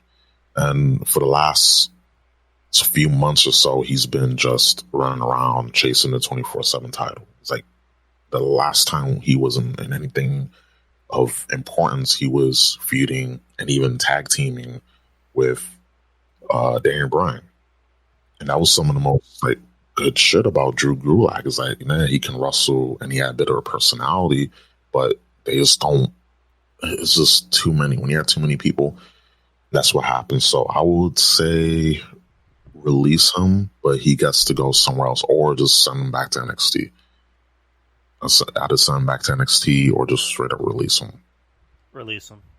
It's just he doesn't really add anything. He's just another. He's a Roderick Strong. He's just a guy who can wrestle, who can wrestle really good, but he doesn't really add anything to the table. So, in my opinion, sorry, Drew, but bye. Drew McIntyre, keep. Yeah, keep him. Yeah, keep him. This is gonna be interesting. Elias. Oh fuck. I say. Oh no, go ahead. Go ahead. I was gonna say bye. Yeah, I mean, I love Elias, especially when I used to go to these NXT house shows when they were in New Jersey. Mm-hmm. They when he was out there, he was getting the shit booed out of him, but the gimmick was working. And then suddenly, they brought him up, and they was doing something with him, and they just stopped. Push, they start, stop. And he has that look. He can actually play guitar. He's, decent in the ring, but he has that character. He has a gimmick, but it's just jobber status. I would, if they would have actually done with him what they did with Honky Tonk Man, I would say stay. But since they haven't done nothing with him except win the 24/7 title and the 24/7 title, yeah, just bye-bye. Well, it's just it's unfortunate because, for a bit there, he was actually over. I always found it funny, it kind of goes with the gimmick of, he's playing this, douchey, hipster, guitar singer, and at the same time he's, yoked. But, injuries play a part because he's, injury-prone, and at the same time, and it's also, how WWE is. WWE, if you're injury prone, they're not going to push you. They're going to stop pushing you as much. So, Elias, I'm sorry, but bye. Bye-bye. I guess we can do this as a tandem because they're a tag team. Eric and Ivar, the Viking Raiders.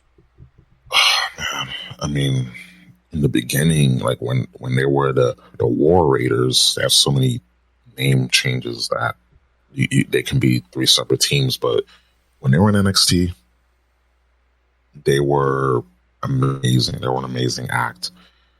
And when they got to WWE, they changed their names. They changed the name of the team. And yeah, it just, people were pissed because they were already stripping what made them unique. And the tag team divisions, like it's an abortion of what it used to be.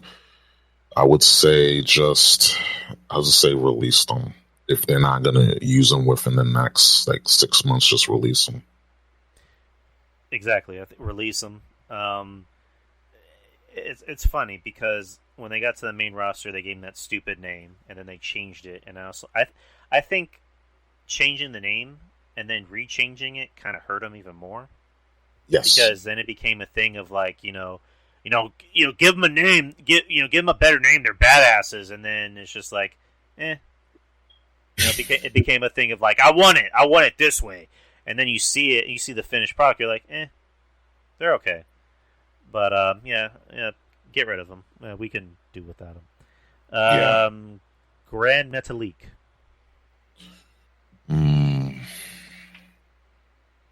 mean, dude is again, he's talented, but it's like they just been having him break piano, those little things with the candy in them. They just been doing that. Pinata. The piano. Yeah. My bad. Yeah, just I had like a brain fart there. But man, I just so much good talent, and then you break up the Lucha House Party, and I think that the name and just the gimmick, just I think again they can rehab these people. They can have. I think he should just go to NXT. They do need some good cruiserweights there if he's not already on there. But either NXT or just bye. I'm just gonna go with bye again. Just I don't care about the Lucha House Party. I think it's a dumb name to begin with, and just don't care for him. Bye. Humberto Carrillo or whatever. Humberto, ABCDEFG. Humberto.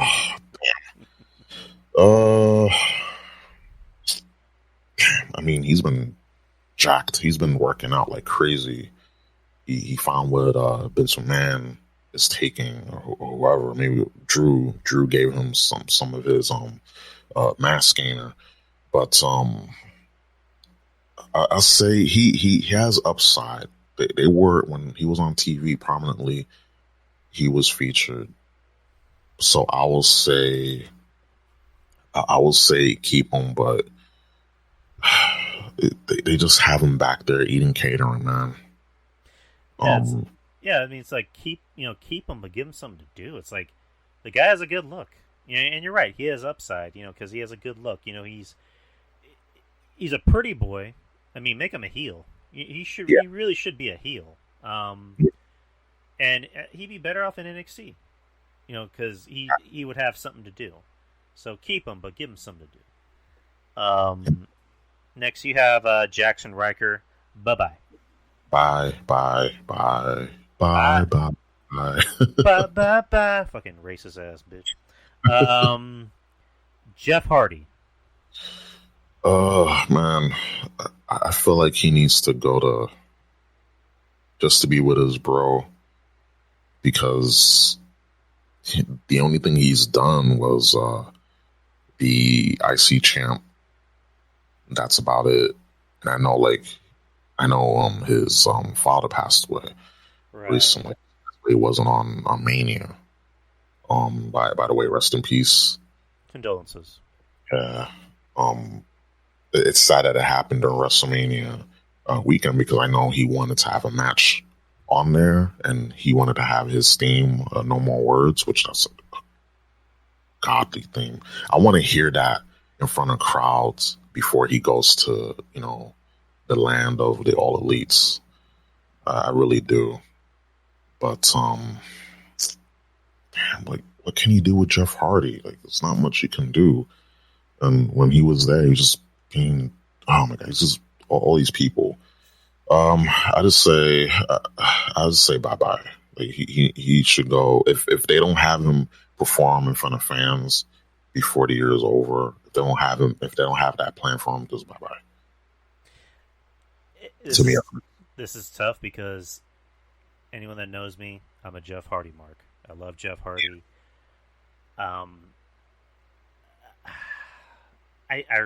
This is tough because it's like, keep him because Jeff is still considered a star. Yes. He still has star quality to him. You could easily put him, in the main event. You can easily put him on top of the card, but, age comes into play, and he's been getting pretty, hurt recently, and, again, condolences, to the Hardy Boys. Their father passed away over the, last week before Mania weekend. And I also think he's kind of destined to head to AEW to be with Matt, when his contract runs up. So it wouldn't shock me if he heads to AEW, but it's tough. I'd say keep him, but do something with him. Treat him like a star. But then again, again, he's injury prone. So I don't know. I'm gonna file this under unsure. Okay. I have mixed feelings about this. Okay. Jinder Mahal. Oh boy, well, shout outs to a good friend of mine, Rome himself. He doesn't like him, but the thing is, I like him, but I felt like with his WWE title reign, they should have, did the snowball effect to slowly, gradually build up that snowball. Instead of just giving it to him and then having like really just terrible matches. But I like him. I would keep him because we do need big guys, but he is. I remember he was injured, but he's not injury prone. Yeah, I would keep him. I would just keep him, but again, it's just come off. If they don't use him, just bye bye. But I would keep him. Me personally, I would keep him. This is gonna sound shocking. I would keep him. He was actually at Mania. He was on stage when Vince was giving the announcement to the fans, and he looked like he was in good shape. So, one thing I'll give Jinder credit for in his title reign, he did what he was supposed to do. He went out there and played the role. And you're not going to expect Jinder to go out there and have barn burner classics. He's going to do his role. So, keep him because he has at least something to add to the company. Again, not everybody can be AJ Styles and everybody can be Daniel Bryan. You need your big yoked guys that, aren't necessarily great in the ring, but are there to be enhancement talent, but at the same time, be, I guess, noticed, if that's the best way to put it. So, next is John Morrison. Keep Morrison. He needs to, I know Miz and Morrison are like best friends in real life, and that's. I will just keep him, but they just need to get him. They just need to separate him from the Miz. Yeah, like Kyle said, he needs to have his own singles run. Be that card up and mid card, contender, champion. Like, yeah. And I second that with Kyle. I've been on that camp of Morrison needs to be he needs a singles push. He needs to be on his own. I get, he comes back with the Miz because Miz is his legit best friend, but it's just like, yeah, we need something for Morrison to do. Like, we need to make Morrison actually look like a star. Morrison, when you look at him, he looks like a rock star, and he's talented in the ring, but we hardly see it because he's in a goofy comedy bit with the Miz. So, keep Morrison, but for the love of God, give him something to do. Let him look credible. Let him go out there and easily have the best match of the night with anybody. Next is going to be Keith Lee. Obviously, keep. Yeah, keep him. Just the guy has a lot of upsides, man. And when he was in NXT, he was one of the most entertaining things. Especially his feud with Adam Cole, and I feel like they just gotta do right by him. I know like there's a thing going on like why he's not like on TV, but he definitely needs to be out there. Like he's a star. He's got to stop with changing his ring gear. He need to stop with all this other nonsense. Like he's a star. Just let him go. If it's about weight, it's just so typical WWE. He can go. Like I bet he's healthy. He's healthy than most people that don't wrestle that are out there. It's ridiculous. So I will keep him. Exactly. I mean, again, future star right there. So. Next is going to be, I guess we can lump this in as a group. You got the New Day, Kofi Kingston, and Xavier Woods. I'll keep them. Yeah, keep. They're still a draw. Well, I mean, they're still a draw as in they make you money. They're popular. Xavier has the up down down channel that's still making money for WWE, and then he's going to be hosting G4. So you just keep him. Lince Dorado. Oh man. I would say, damn, it's kind of hard. I would say, I would say keep because we do need, we do need some luchadors. We need some we need some lucha stars there, and yeah, we definitely need them. So I'll keep them. I guess keep them. Like you said, we need more luchas. Because again, not everybody can be AJ, not everybody can be Drew or Bobby Lashley. So every now and then we need the guy. It's like with Eric Bischoff when he was talking to Eddie Guerrero when he came to WCW for the first time. We need the car crashes. We need the matches that are going to be the car crashes. So keep them. Mace from Retribution. Oh, that's Dio Madden. I'll keep him because again, tall ass. It's a tall ass. Just tall ass mofo. He has that look with the the mask. I say that's like the only mask that looks like intimidating than the other. The other ones look like Halloween, like stuff you get from Party City on a discount. They just have all the markdown shit, and they just grab them. Oh, it's $2, $3, $5. Okay, we put on that mask. Dio Madden, look, he's a tall, legit motherfucker. So I would keep him, but just get that mask off of him. Love God. Like, yeah. please. And then T-Bar, of course, which is actually, again, my choice. Yeah, Dio Madden, keep him because of all the masks in Retribution, his actually looks pretty cool. Like he looks like a character you can actually do. Yeah. And then on Monday, of course. I didn't watch the show, but I just saw the clip. Him and T-Bar, which is Donovan Dijakovic, came out and took out Drew McIntyre. So now there's speculation that those two might be the new members of the Hurt Business, which I hope so. That'd be pretty cool. But T-Bar, Donovan Dijakovic, keep or release. Keep. Yeah, keep. I say keep, as long as you do something with them. But yeah, I kind of hope they are in the Hurt Business. The Hurt Business, they're a badass group and they need badasses. So those guys, you can easily do something with them in that group. So who's after this? The Miz. Keep. Yep. Keep. Mustafa Ali. Keep they. The thing is, I feel like after the whole retribution debacle, I felt like that was a death sentence for a lot, like everyone. And I'm glad that Mercedes Martinez said, "Listen, this is not good for my career.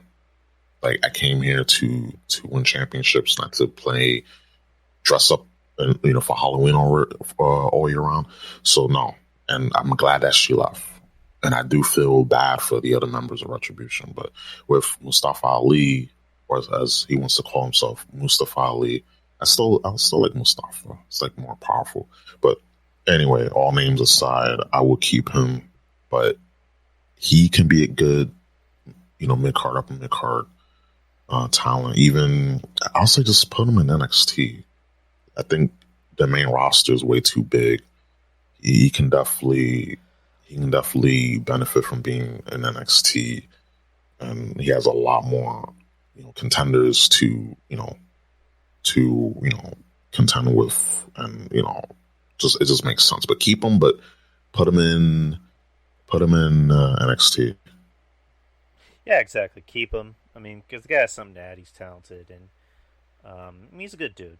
I mean, outside of business, he's a good dude. He's a cop. He seems like a good family man. It seems like the company actually does like him, personally. Again, he has something to add. He's talented as hell.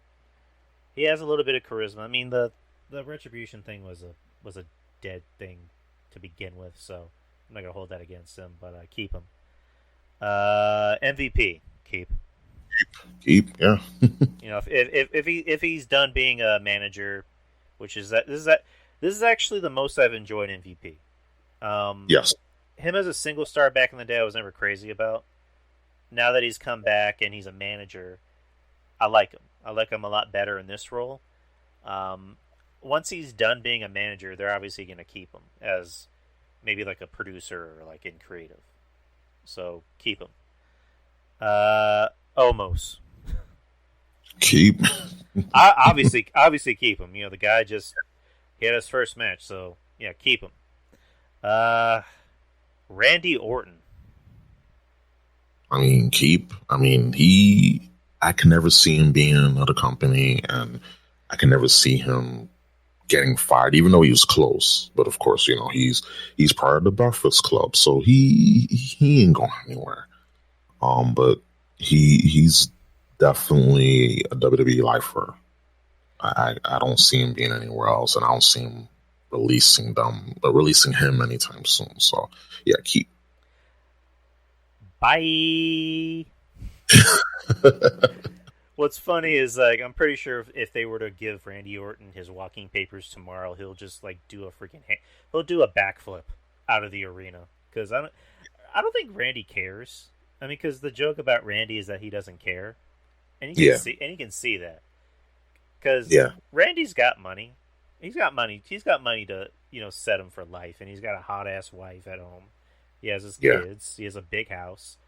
I mean, the guy has a future to do anything he wants. I'm pretty sure if he wanted to be an actor, or if he wanted to join Brazzers tomorrow, I'm pretty sure he could if he wanted to. Yeah. I'll say this. My bad. I'll say this. He can be, if they didn't just butcher the franchise, I can see him being a T1000 if they were to reboot the reboot of the reboot of the reboot of Terminator. I can see him being a cool T1000. He has that look of Robert Patrick look. I can see him being a T1000. And the fact that he's athletic and he can still go, and he's 40 and he still looks the same, just little few wrinkles, and he has gray, but he's still he can be an actor. You totally hit the nail on the head there. So yeah, he could definitely be a henchman. I mean, he could probably have a Batista career if he wanted to, as far as being more of the side, supporting actor rather than the lead actor. So yeah, I mean, at this point, I'm kind of done with Randy Orton. So it's just a personal preference. Okay. Reginald. God. I mean, he's a character. He's not really a wrestler. Yeah, he's a character. Like in the beginning, like if they wouldn't have separated him from Carmella, like that was a good pairing. And this for no reason they just decided to just separate. They didn't need to, but they just had him be with Bianca and Sasha. If it was Reginald manipulating both Sasha and Bianca to have them like off their game as a plan by Carmella, then I would be like, okay, that's good. But of course, they're not. WWE creative isn't all that creative. But I would keep him because he has upside, but just they need to use him better because he was entertaining at one point, and they just made him insufferable. Right. I mean, again, he's a character, so I don't know if I should say bye, but yeah, do something with him. If don't make him insufferable. He was actually interesting with Carmella, and now he's Nia Jax's, I guess, sex slave. I don't know what the fuck you would call it, but Yeah, he's locked up in the dungeon somewhere with only crackers and a pack of crackers. They're Ritz, by the way. Sodium and a bottle of water, like not even Poland Spring. Like you have that bad brand of water, so she doesn't care. But she'll be back. She'll be back soon enough for his daily is he has to she's waiting for him, and oh boy, I feel sorry for him. But yeah, he's in there with water and a pack of Ritz crackers. yeah, it's like she gets to the dungeon and she's not even like clean. She's like still No, in her she's like still in her wrestling outfit. She's like, you want to eat? Well, then you gotta eat this. No, Naya, I don't want any more, Naya. Too bad, bitch. Get over here. I mean, if it was Mandy, if she, if it was Mandy in that position and she was still in her wrestling gear, I wouldn't be mad at it. Actually, I'll listen. Like, you do what you got to do. Like, have your way with me. I don't care. Like, of course, Mandy. Look at her. So yeah, of course, if it's Mandy, if it's Bailey, if it's Tony Storm, but but I do have that morbid curiosity. With Nine, I don't know. It's just my morbid curiosity. Let's move on. Move on. Next topic. Jesus Christ. Let's throw that in there. But who's next? Ricochet. Ricochet. Oh God. Let me just say it before you say it. Bye bye. Yeah, I mean, Ricochet. He's like the superhero that can't really talk. Like, he can't really cut a promo, but he has that upside that he can perform in the ring. He's competent. He has that, just he can do stuff that a lot of people can't. But they're not using him. He's a jobber. He's a VIP in Titus Catering. So yeah, I would just have him just buy because they're not using him. And I mean, that's what you get for signing. He could have gone anywhere else. I mean, I'll say AEW, but I think I think WWE is a good fit for him, but they're just not using him right. Like, how you screw up a guy like that? Like, he's just easy to book. Yeah, I think he's better off in AEW personally. Just the guy again. The guy's talented, but I'm just gonna give my opinion. The guy just does gymnastics. He's a gymnast. Yeah. He's a gymnastics wrestler. He doesn't really do anything that I haven't seen before, and he has the personality of a dead dog.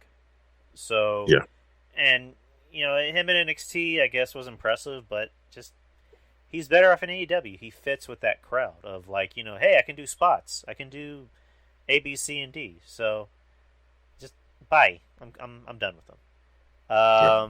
Riddick Moss. I don't know who the Who? fuck that is. Uh, who? It's just like, I don't know the fuck that is, but release him. Yeah, I would release him. Just wasn't he?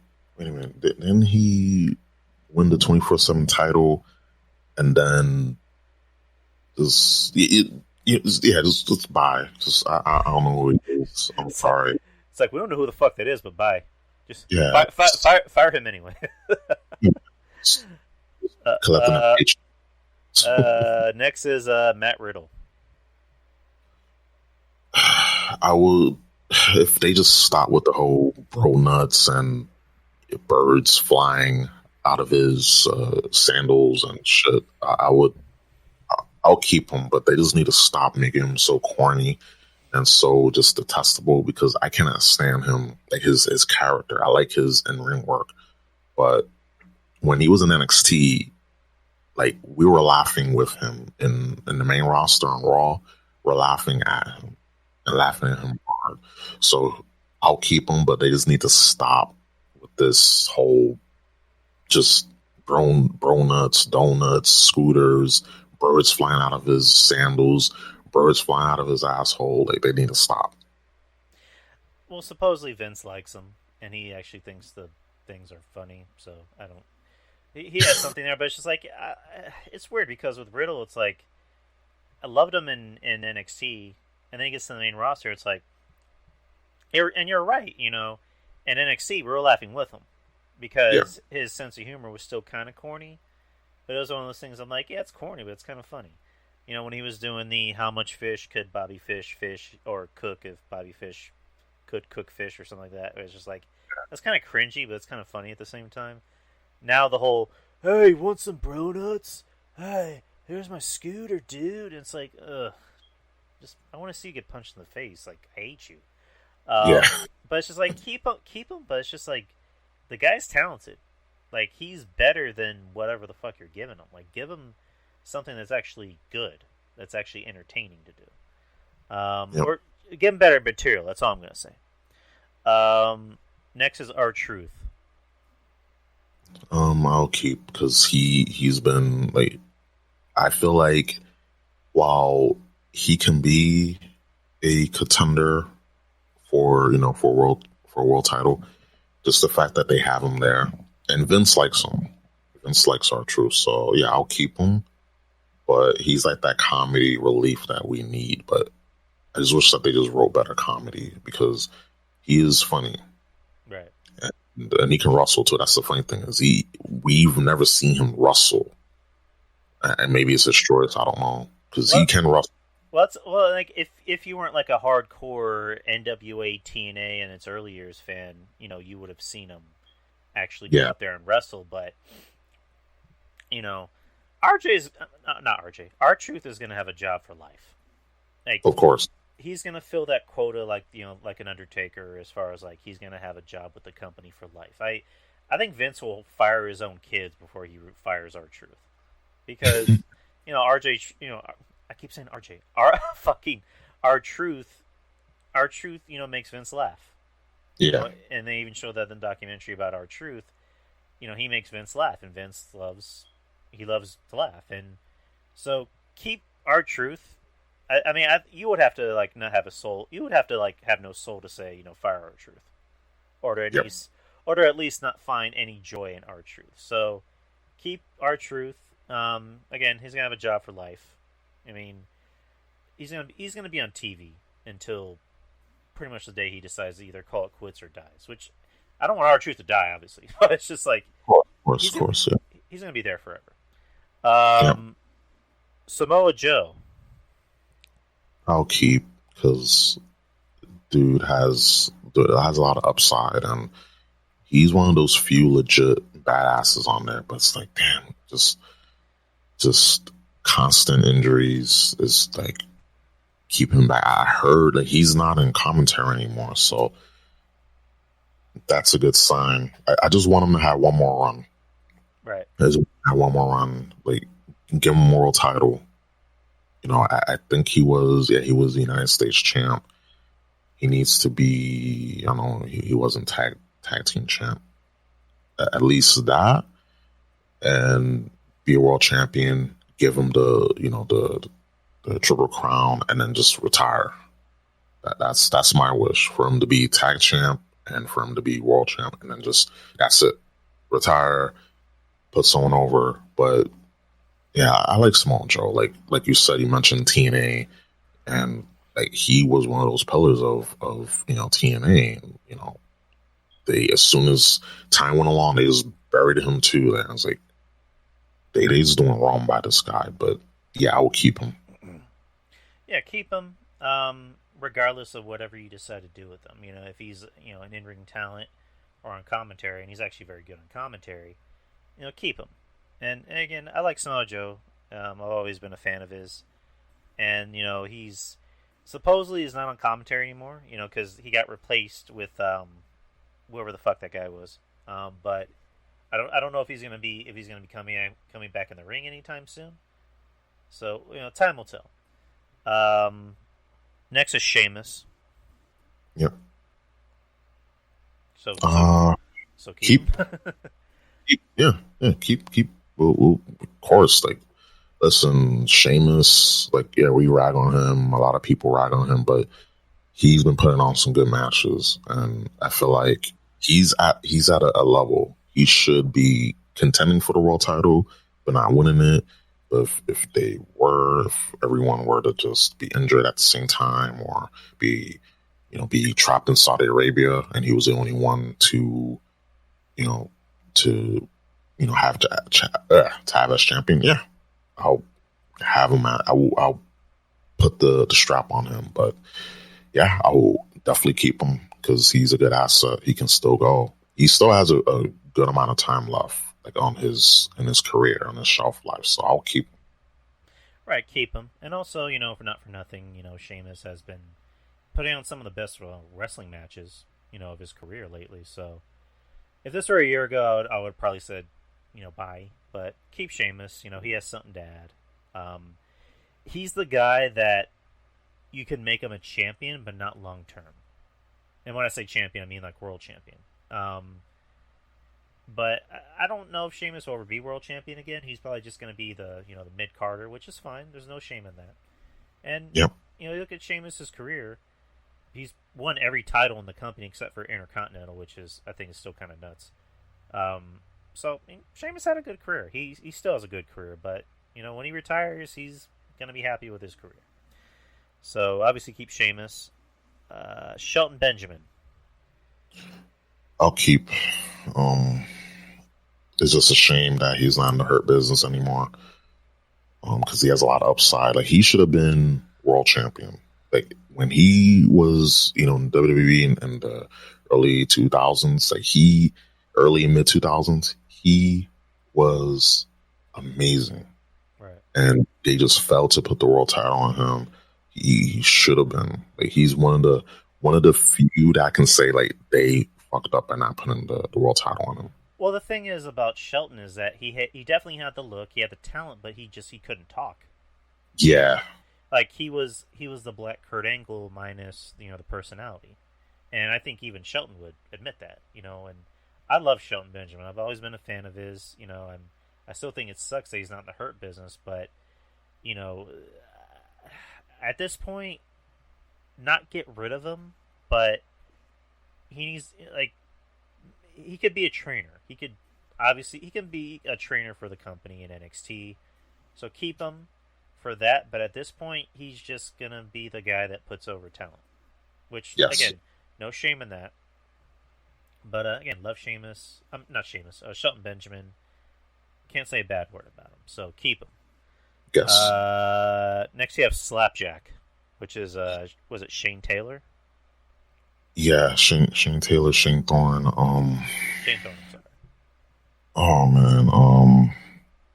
I mean, what happened to his tag team partner? Jesus Christ! Because see, they were breaking up these tag teams for no reason. Like, we need tag teams, but I'll keep him. But they just got to get that mask off of him and give him back his Shane Thorne persona back. But if not, just bye, because not a good wrestler. He should have. they shouldn't have just the obsession with them breaking up tag teams is just amazing. It's just baffling. It's baffling and amazing. But just the fact that they put him in the worst gimmick is like, yeah, if they just get rid of that gimmick, which they might, I hope so, keep him. But if not, bye bye. I mean, I don't know. I mean, I don't know too much about him, so I don't know whether to say keep him or release him. So maybe I need to see more of him. But I'll just leave this at undecided. Okay. Next is Titus O'Neil. Keep. Obviously keep Titus. The guys. What else can you say about the guy that hasn't been said? Global ambassador for the company, does a lot of charity work. Just the Pacers on the Saint, obviously, for having to deal with Hulk Hogan for a whole weekend. So yeah, that sword when he they was dressed up as pirates and he had that sword. I know he wanted to stab him in front of everyone. He's like, all it takes is one little quick stab and nobody's gonna notice. Yep. Obviously keep Titus. Yeah, but Titus is cool. I like him. Even his comedy stick and when he was with Darian Young, like I like him. I like him. Like I felt like they could have done more with him, but just the fact that he's an ambassador and he decided, listen, if I can't do enough in the ring, then as a person, through all the philanthropy, I'm gonna do a lot outside the ring and just help out people. And I'm really happy that he's been recognized and finally he has some recognition. And he's a nice guy too. So I definitely will keep him for an ambassador role too. Exactly. Keep him.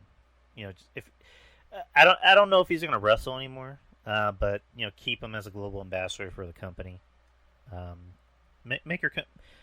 Keep him there to make your company look good. Yes. And he's doing a great job at it. So, next one is Tucker. Tucky. Tucky. Bye. Yeah, another tag team, man. Like they didn't have to break up. They didn't have to break up Otis and Tucker. Like Heavy Machinery, it was a good act, but of course they couldn't help themselves. They were stuck, so they had, just for storyline's sake, they had him turn heel on Otis, and I was like, they didn't need to do that. There was other ways they could have done that, but they did absolutely nothing with it afterwards. Nothing at all. So I would say, I'm sorry, Take. I love you, but just bye. Bye. Yeah. All right, so that was the men on the Raw roster. Now we're moving to the women on the Raw roster. Alexa Bliss. Oh, boy. Alexa Bliss, keep. I feel like in her role, she can definitely, when she's not wrestling and she's acting, she can definitely, like, she has her highlights, her strong suits are shown. So I'll keep her, but not as a wrestler. Right. She's at the point where she's basically just a character. So keep her. Asuka, obviously keep. Yep. Becky Lynch, keep. Charlotte Flair, as much as everyone hates her, keep. Yeah, I'll keep her because, she's a star, but she's a star, but the thing is, she's very selfish in the sense that she didn't want to put over Shayna Baszler at the 2020 Royal Rumble. Was it the 20? Yeah, because she won and she beat Rhea Ripley and just destroyed that. So those two instances there is why people don't like her.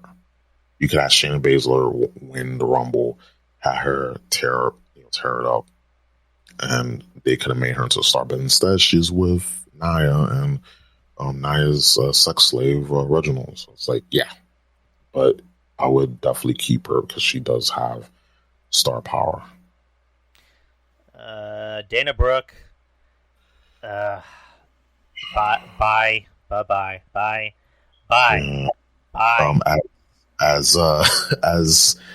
as Titus's right hand woman for Titus Catering, because all that food doesn't get done, without her, without her help. So yeah, but at the end of the day, it's just she's not a pretty face. I'm sorry, not everyone should be a wrestler. That's including the men and the women. Some people, they can try to follow their dreams, but if it doesn't work out, it doesn't work out. And she can definitely be a ballet. She could definitely be like a manager, but as a wrestler, no. They're way too many people on the roster that should not be wrestling. And Dana Brooke was one of them. So keep or buy? Buy. just buy. Okay. Lacey Evans. Bye. Good that we agreed on that. Yeah. Lana. Oh, gosh, she needs to. If she's not managing someone, is bye, because her mystique is gone. The fact that she has an American accent now, it's just, and Rusev isn't there. It's like she's getting put through tables. She, like, how many times? 9 times. Like, bye, just bye. Like, she's oh god. Yeah, bye. She obviously wants to leave the company. What's up, Maurice? Hey. Give her walking papers. I mean, she's probably waiting for her contract to expire so she can go to AEW and be with her husband. Yeah. Yeah, just bye. Bye-bye. Maurice, just to let you know, we're going through the roster and just doing our own, like, bus flip. So, just letting you know. Not Lana. Mandy Rose. Keep. Yeah, keep, because she at least has something to add. Like, she has some talent. Yes. I say this with her, like I was mentioning earlier. If I was trapped, if I had a choice, I mean, actually, I wouldn't have a choice, but if I had a choice to be in any of these anyone in the women's roster's basement, it would be Mandy Rose. I would totally be content because, listen, it's I feel like every man thinks about these things, and it's like, listen, we all love Mandy Rose. You've been hanging around RJ too much, Ruben. Well, you gotta see, you gotta hear some of the conversations we have, with friends of mine that we just look at, women's wrestlers, and we're like, yo, like, we can definitely. I wouldn't mind being trapped in her dungeon at all. I wouldn't mind trapped in Raquel Gonzalez's dungeon. Oh yeah. Good contender right there. But this is a PG show. So Mandy Rose keep. Mickie James. Keep, like, God, like, it's just the thing that for some reason they don't want to put Mickie James on, and she can go. She can definitely go. And one of the things I got mad about is when she had faced Asuka on Raw last year and then just stopped the match abruptly. And it took Mickie James by surprise. And I was like, why do they do that? The ref just stopped the match. And I was just like dumbfounded by that. And she can go. I remember when she had a match with Asuka on NXT TakeOver, and that was a really good match. And I feel like if they're not going to use her, just just have her go to. I feel, even though I don't want her to go to AEW, I think she can help that division. But if they're going to use her, keep her. But if not, just buy, because they're doing a disservice with Mickie James, and she's one of my favorite wrestlers too. Right, I love Mickie James. I have a soft spot for her. Keep her, give her something to do at least. I mean, I don't see them using her on television a lot, so have her be a trainer or put her in NXT. I don't know. Give her something to do. It's keep, but give her something to do, because she has something to add. She has something to give, to the women's division. Um, Next is gonna be Naomi. I'll keep Keep. even even though she's been multiple time champion. At times she was featured prominently, but with everyone saying, "Oh, we gotta give Naomi a chance," I agree. Like a lot of these women should be featured more, but they're stuck in tag teams, makeshift tag teams, and right now they're pushing, Ripley. There's all these other people, Bianca, but there's a spot for these ladies. And I think they need to have, while they need to merge some titles together, they need to, I say, add like a mid card women's title. You can have these women chase after that because we're gonna have all these women on, and I feel like the women's tag titles just need to go. These women's tag titles needs to go, and they need to have more singles, focus on more singles competition if they're gonna do that. And Naomi, she can definitely, I can see her as with a mid card women's title. I can definitely see her with that because she has some upside to her. She has a look. She's very pretty, but she's not bad in the ring. Let's just give her a good dance partner. She can make magic there, but just they just gotta get her out of that tag team. But I will keep her. Yeah, I would keep her too. I like Naomi. She's a sweetheart, and she's not bad in the ring. She's actually very passable in the ring. I mean, she's a lot better than most of the women on the roster, but she's very good. I mean, the crowds. I mean, it's kind of weird saying the crowd when there's haven't really been crowds, but it's just like whenever she does come out, she gets a pop. So Yep. she's marketable. You can market, feel the glow. You can market a lot of stuff about her. So keep her. Nia Jax. Can I say this for both of us, Ruben? Yeah. Bye, bye, bye, bye, bye, bye, bye, bye, bye, bye. Yeah. Yeah. Yeah. Just I don't have to say. I don't have to say nothing. Like just bye. Bye. Just bye. Take you in your hole and bye. Nikki Cross. Oh man. Again, another woman that's just sitting in catering, just not doing nothing. Most likely having dark matches, or I mean, can you even have a dark match on Superstars? Because technically it's a dark match, but yeah, just I'll keep her. But they had something with this whole Alexa Bliss Bray Wyatt thing, but they just stopped using her for God knows what reason. And I feel like she can stay because she's a competent wrestler, but it's just they're not using her. Like I'll keep her, but if they're not gonna use her, just bye. This is tough because I like Nikki, but I'm gonna have to say bye. Mm. Just they obviously don't think much of her. They don't have anything for her at all, and she's just in catering, so she needs to, see. Unfortunately, smell you later. Bye bye, Nikki.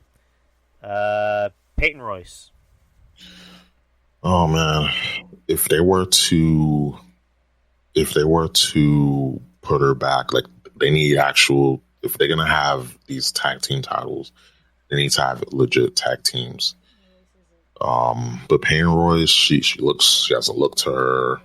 She's decent in the ring, but I feel like she excels more in tag team than in singles. I feel like there's more to her.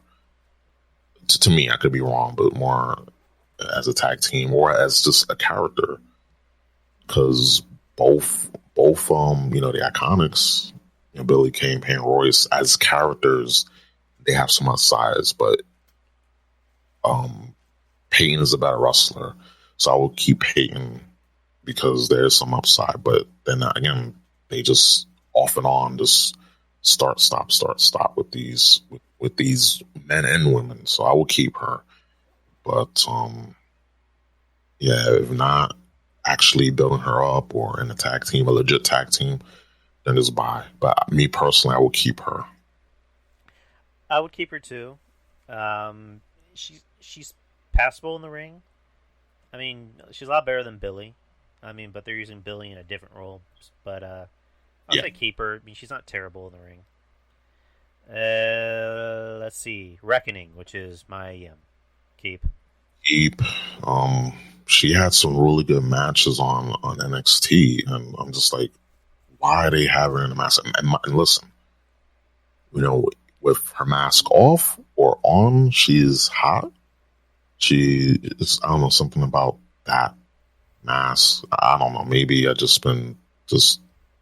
so used to her wearing the mask that's just like a part of her. But she's not only she's gorgeous, but she can wrestle.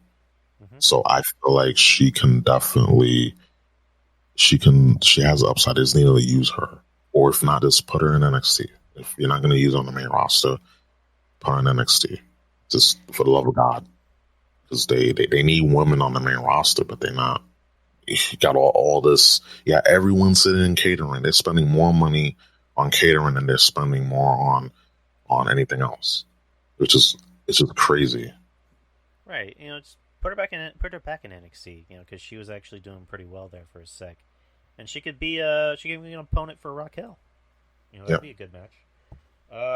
Next one is Rhea Ripley. Keep. Yeah. Shayna Baszler. Keep. Yep. All right, so now we're on the SmackDown male roster. Let's try to breeze through these. Okay. Aleister Black, but for the love of God, please do something with him. Yep. We can put these two as a tag team: the Street Profits, Angelo Dawkins and Montez Ford. Yeah. I'll keep. They have good upsides to them because they're entertaining. Sometimes it could be insufferable. Like when they used to recap Raw, I just mute my television. But when they were in NXT, they were like, I enjoyed them thoroughly more. In the main roster, they're just a bit insufferable, but they can still put on good matches. And Montez Ford, he has a hell of a frog splash. He has some height. He's athletic as hell. I can see him being on his own. He can, if they were to break up any team, which I don't want them to because they just have a fetish for breaking up teams, but I would gladly like to see Montez Ford be a singles act and hurt up. Yeah, he's definitely the star. He's definitely the one that has the upside. If they were ever to break up the group, Angelo Dawkins is just, I mean, he doesn't really have a look. I mean, he just comes out wearing basketball shorts and kind of looks like a chubby D'Lo Brown. But yeah, it's just yeah. I mean, if any, get rid of Angelo Dawkins and focus on making Montez the star. So, as a team, if they're going to stay a team for a while, keep them. But if you're going to break them up, Angelo Dawkins doesn't really have a future in the company, in my opinion. And keep Montez Ford. Apollo Crews, keep. Yep. Big E, keep. Bo Dallas, bye. Yeah, I would just, along with his brother, bye, because again, he has upside, but it's not using him. So what's the point if you have all this talent and you're not using them, just bye. That's just my logic with things. Exactly. Bye-bye, Bo. Cesaro, keep. Yep. Chad Gable, I would keep. Yeah, I would keep too. Who the fuck is this? Commander Aziz. Is that Oh, is that Dabba-Kato? Yeah. Yeah, keep him, obviously, since you just gave him something to do. Yeah. Daniel Bryan, obviously keep, but supposedly I think he's looking to retire pretty soon. But yeah, obviously keep Daniel Bryan. Dolph Ziggler. Oh God. There was a time when I loved Dolph Ziggler. It was a time when I was a fan of his, but now it's just bye. Go to AEW and be with your brother, please. Maurice, he just went gone. Yeah. Yeah, Dolph. The thing is, like, Dolph. I don't think Dolph wants to leave WWE because I remember he did an interview where he said he doesn't watch wrestling. He just gets paid to show up and kick people's asses. So I don't think he really cares about wrestling. He just cares about getting paid. Which is weird. But yeah, get rid of Dolph. I mean, Dolph has been kind of dead in the water for 7 years, pretty much. So get rid of him. Stop putting him on TV. Put people on TV who actually should be on TV over Dolph. So yeah. Send him to AEW with his brother. Bye bye. Yeah. Dominic Mysterio. Keep. I mean, he's still young, so I like to do, but I'll definitely keep him.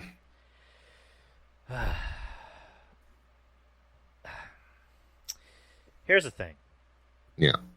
They brought him in and put him on TV too soon without really training him, without sending him to the Performance Center and seeing what he could do.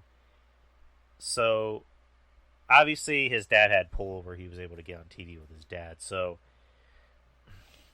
the thing is, he's just really not good. In my opinion, he's really not that good. And they brought him on TV way too soon. Way too fucking soon. Yeah, I can agree with that. He could have benefited from being in NXT for at least a year or two and then bring him up. But of course, they just can't help themselves. So I agree with that, because when he came on, he had a good match with Seth Rollins, but of course it's Seth Rollins. Like, Seth Rollins can probably wrestle us, and he can make us look good. So that's not much. But yeah, I do agree. Like, he was brought up too soon. That's the problem. They just bring up these guys too soon. And of course, with nepotism, it's a thing. That's what you have. And he could have been something, like, in the next 5 years. They would have cultivated him, put him in the Performance Center, then in NXT, and then in the main roster. But just fast tracking him, it didn't help. It didn't help man as much. Right. But I don't know. I want to say buy, but I don't know if I want to say keep. So I'm just going to put this as undecided. Okay. Next we have the Usos, Jay and Jimmy. Where's Jimmy, by the way? Is he still hurt? Let me see. Because let's check that. All I keep hearing is that he had an ankle injury. So is the injury really that serious, or they're just waiting for the right time to bring him back in?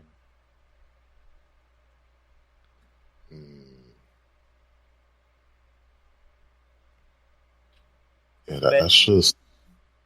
Yeah, it's I would keep him because they got a good tag. Like, the Usos. Oh man, the Usos were such a good team. Even though we got tired of them facing the New Day, it was something, like, they were a legit team. Right. They were very entertaining. They had good promos. Like, all of them. Like, they both can cut, decent promos. They could wrestle, and it's like, like, when he got injured, like, damn. But at least Jay was able to, he was able to do something with Roman, so that really helped out his career. But damn, like, where is Jimmy? Like, that's the question. That is the question. Yeah, and I love the Usos. I think the Usos, for a short time. I mean, obviously once Jimmy gets healed, they're still, in my opinion, the best tag team. One of the better tag teams. I would rank them over the Young Bucks as far as, like, being the best tag team in the business. But yeah, obviously keep both of them. Jay and Jimmy Uso. Kalisto. Kalisto. Oh man. Ooh. I would. Oh man, that's not. I mean, we want him to do lucha things, but we haven't been seeing him do lucha things. Right. So I'll just say bye. Bye-bye. Yes. Bye-bye. Kevin Owens, keep. Yeah. This should be fun. Okay. King Corbin. God. I mean, when he was in NXT, I tolerated him because they didn't go overboard like they're doing in the main roster. And when he was in the main roster, it was some of the worst rated segments ever. The only upside about him is his tattoos. They're not Mickey Mouse tattoos, so thank God. His deep six and his end of days, and the thing when he just goes around and goes on the ropes and does a clothesline. That's the only thing.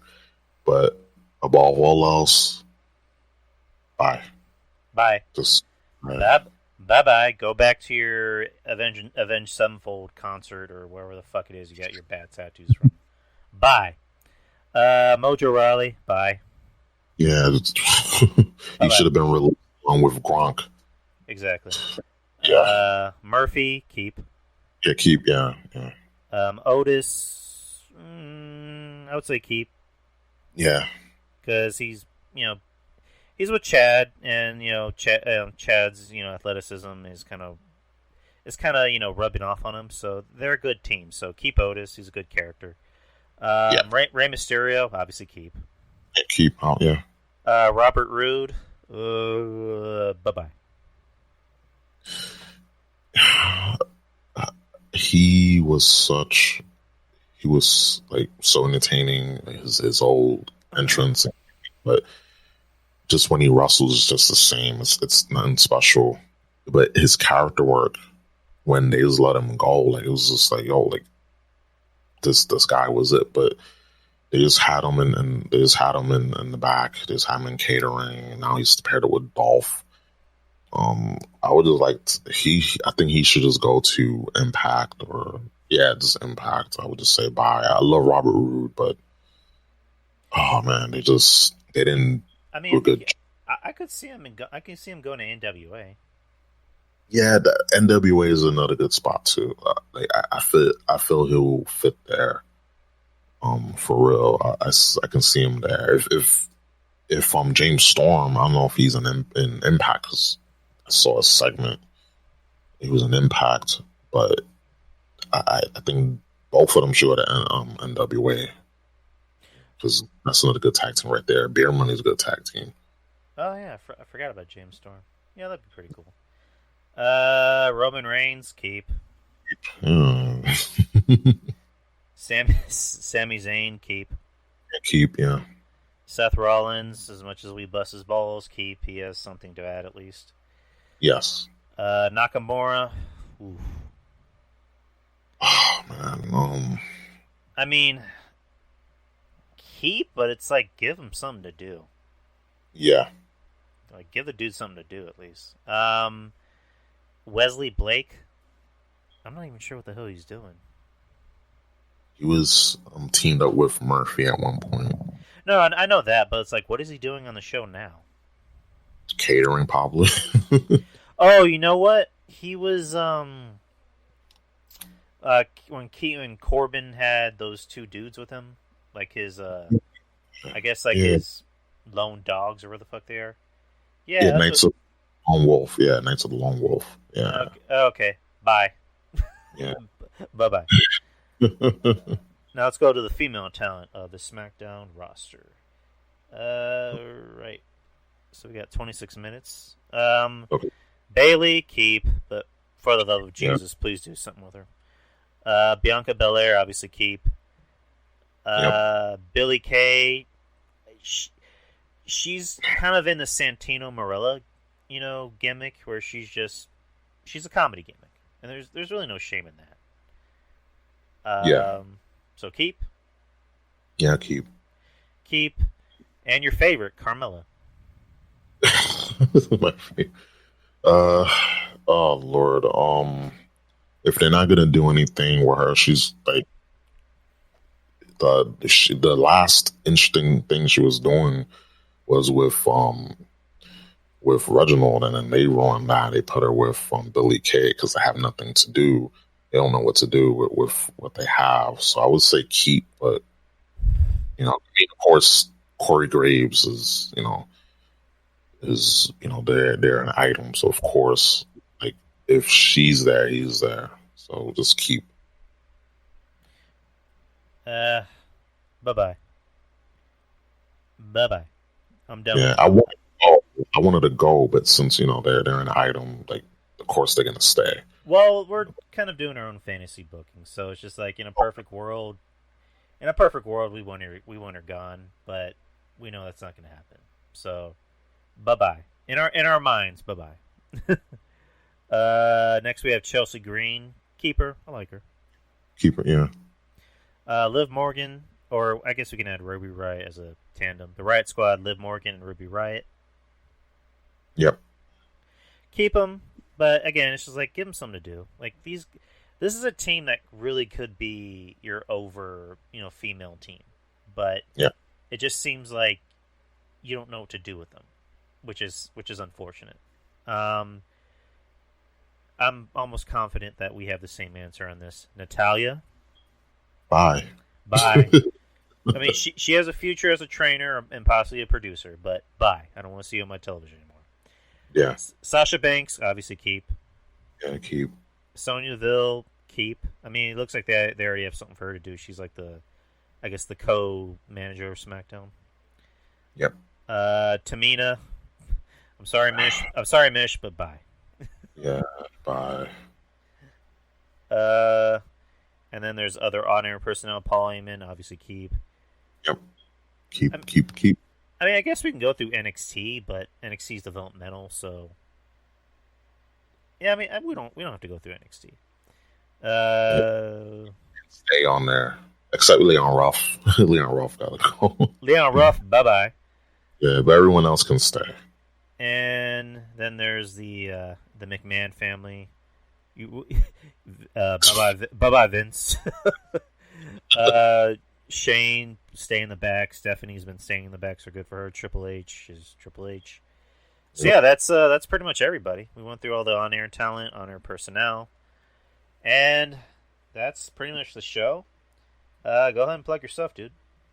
For sure. Again, thanks for having me on. I love the bus flip. Yeah, man. I love the bus flip thing because it's been something I've been thinking about, as well as pay-per-views and the titles. Everything needs like a revamping. So this was fun. And where you can find me at, I'm on Twitter, Lord help me, but I'm on there. RubenPrime_3 is my Twitter handle. Find me on there. Check out my website. It's like kind of like under construction, but you can still like find out everything regarding my podcast and my content on there. And links, I have a lot of links on there.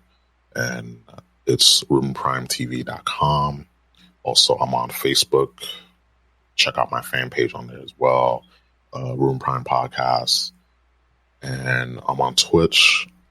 Check me out on Twitch. Ruben Prime 3 is where you can find me on Twitch. And yeah, I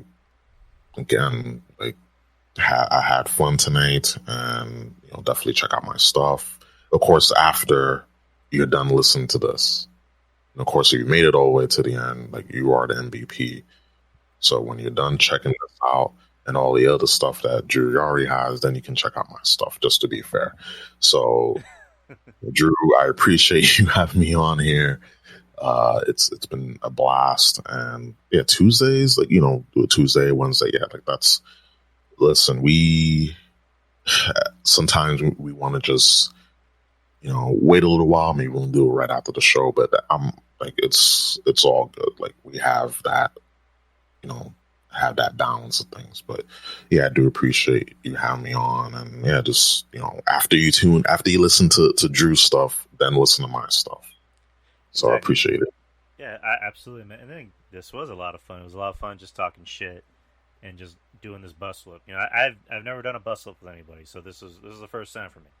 So this was a lot of fun. Again, you're always welcome anytime, pretty much any time on this show. You always have an open invitation.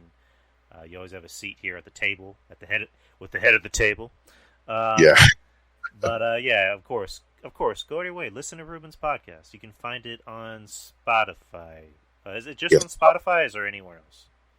I'm on Spotify. I'm on Apple iTunes. Apple Podcasts. I'm on Google Podcasts. That was kind of tricky to get the podcast on there because they did a lot of changes. Mm-hmm. But I'm on Spotify. I'm on Apple Podcasts. No longer on SoundCloud, unfortunately. Mm-hmm. I'm on TuneIn. I'm on Red Circle. Definitely check out Red Circle. It's a free platform where you can just post all your content. And if you're new to podcasting, there's a lot of options, but I feel like for me, it's, it does the job. And Red Circle, like there's a lot of help for like up and coming podcasters, and I should be plugging in more because like it's dope. It's a dope platform to use. But I know there's different platforms for people, whatever floats their boat. But yeah, I'm on Red Circle. I'm almost in everything, but just for Spotify heads, if you want us to listen on Spotify, that's cool. If you want to listen on Red Circle, that's cool. A lot of people have iOS devices, so there's Apple Podcasts and TuneIn and Stitcher and all these other places as well.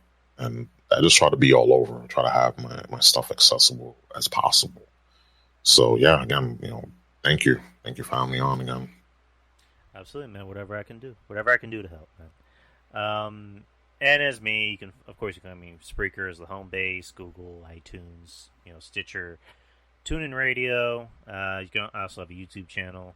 I don't stream on there anymore because YouTube is like, they're Nazis about anything. So you can just find me on Twitch. If you go on my Twitter, just click on the LinkedIn profile or the link profile, and you can subscribe to my Twitch channel or pretty much anywhere else. Shout outs to everybody, Wrestling Soup, of course, Kevin Castle and Trez, of course, Ruben, RJ, Brother Monty, Fall Scout Radio with Andrew Carlick, Wrestling Court, which I'm actually going to be on Wrestling Court tomorrow. I'll be making my return to Wrestling Court, which I'm assuming we're going to review WrestleMania. So Wrestling Court with Julian and Rob, Reckoning Apocalypse with John Draper. For some reason, I was going to say Roderick Strong. Well, not Roderick Strong. B-Show Brian. B-Show Brian, I'm sorry. B-Show Brian's going to be like, what the fuck? I'm not Roderick Strong. Of course, oh man, why the fuck? Shaheen. There you go. Shaheen, which I just talked to him. He's going to put together a new logo for the show.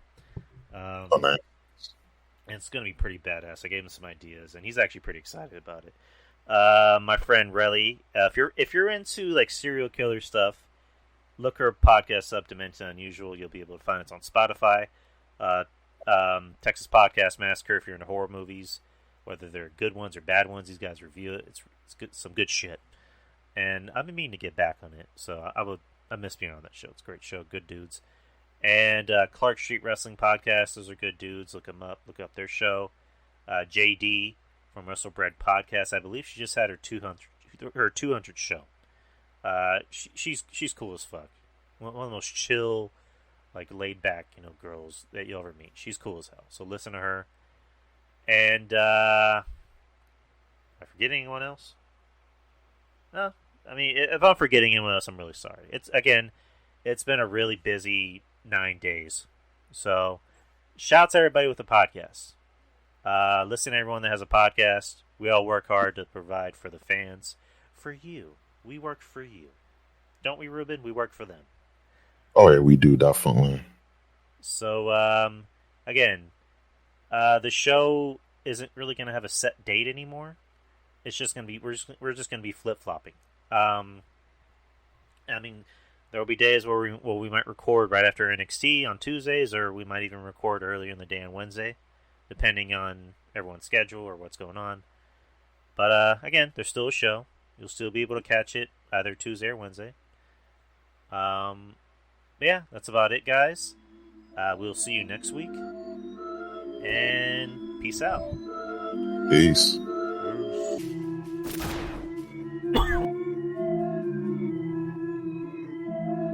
The Drew Yari Show. It's Drew Yari. It's Drew Yari. The Drew Yari Show. It's Drew Yari. It's Drew Yari. The Drew Yari Show. It's Drew Yari. The Drew Yari Show. It's Drew Yari. The Drew Yari Show.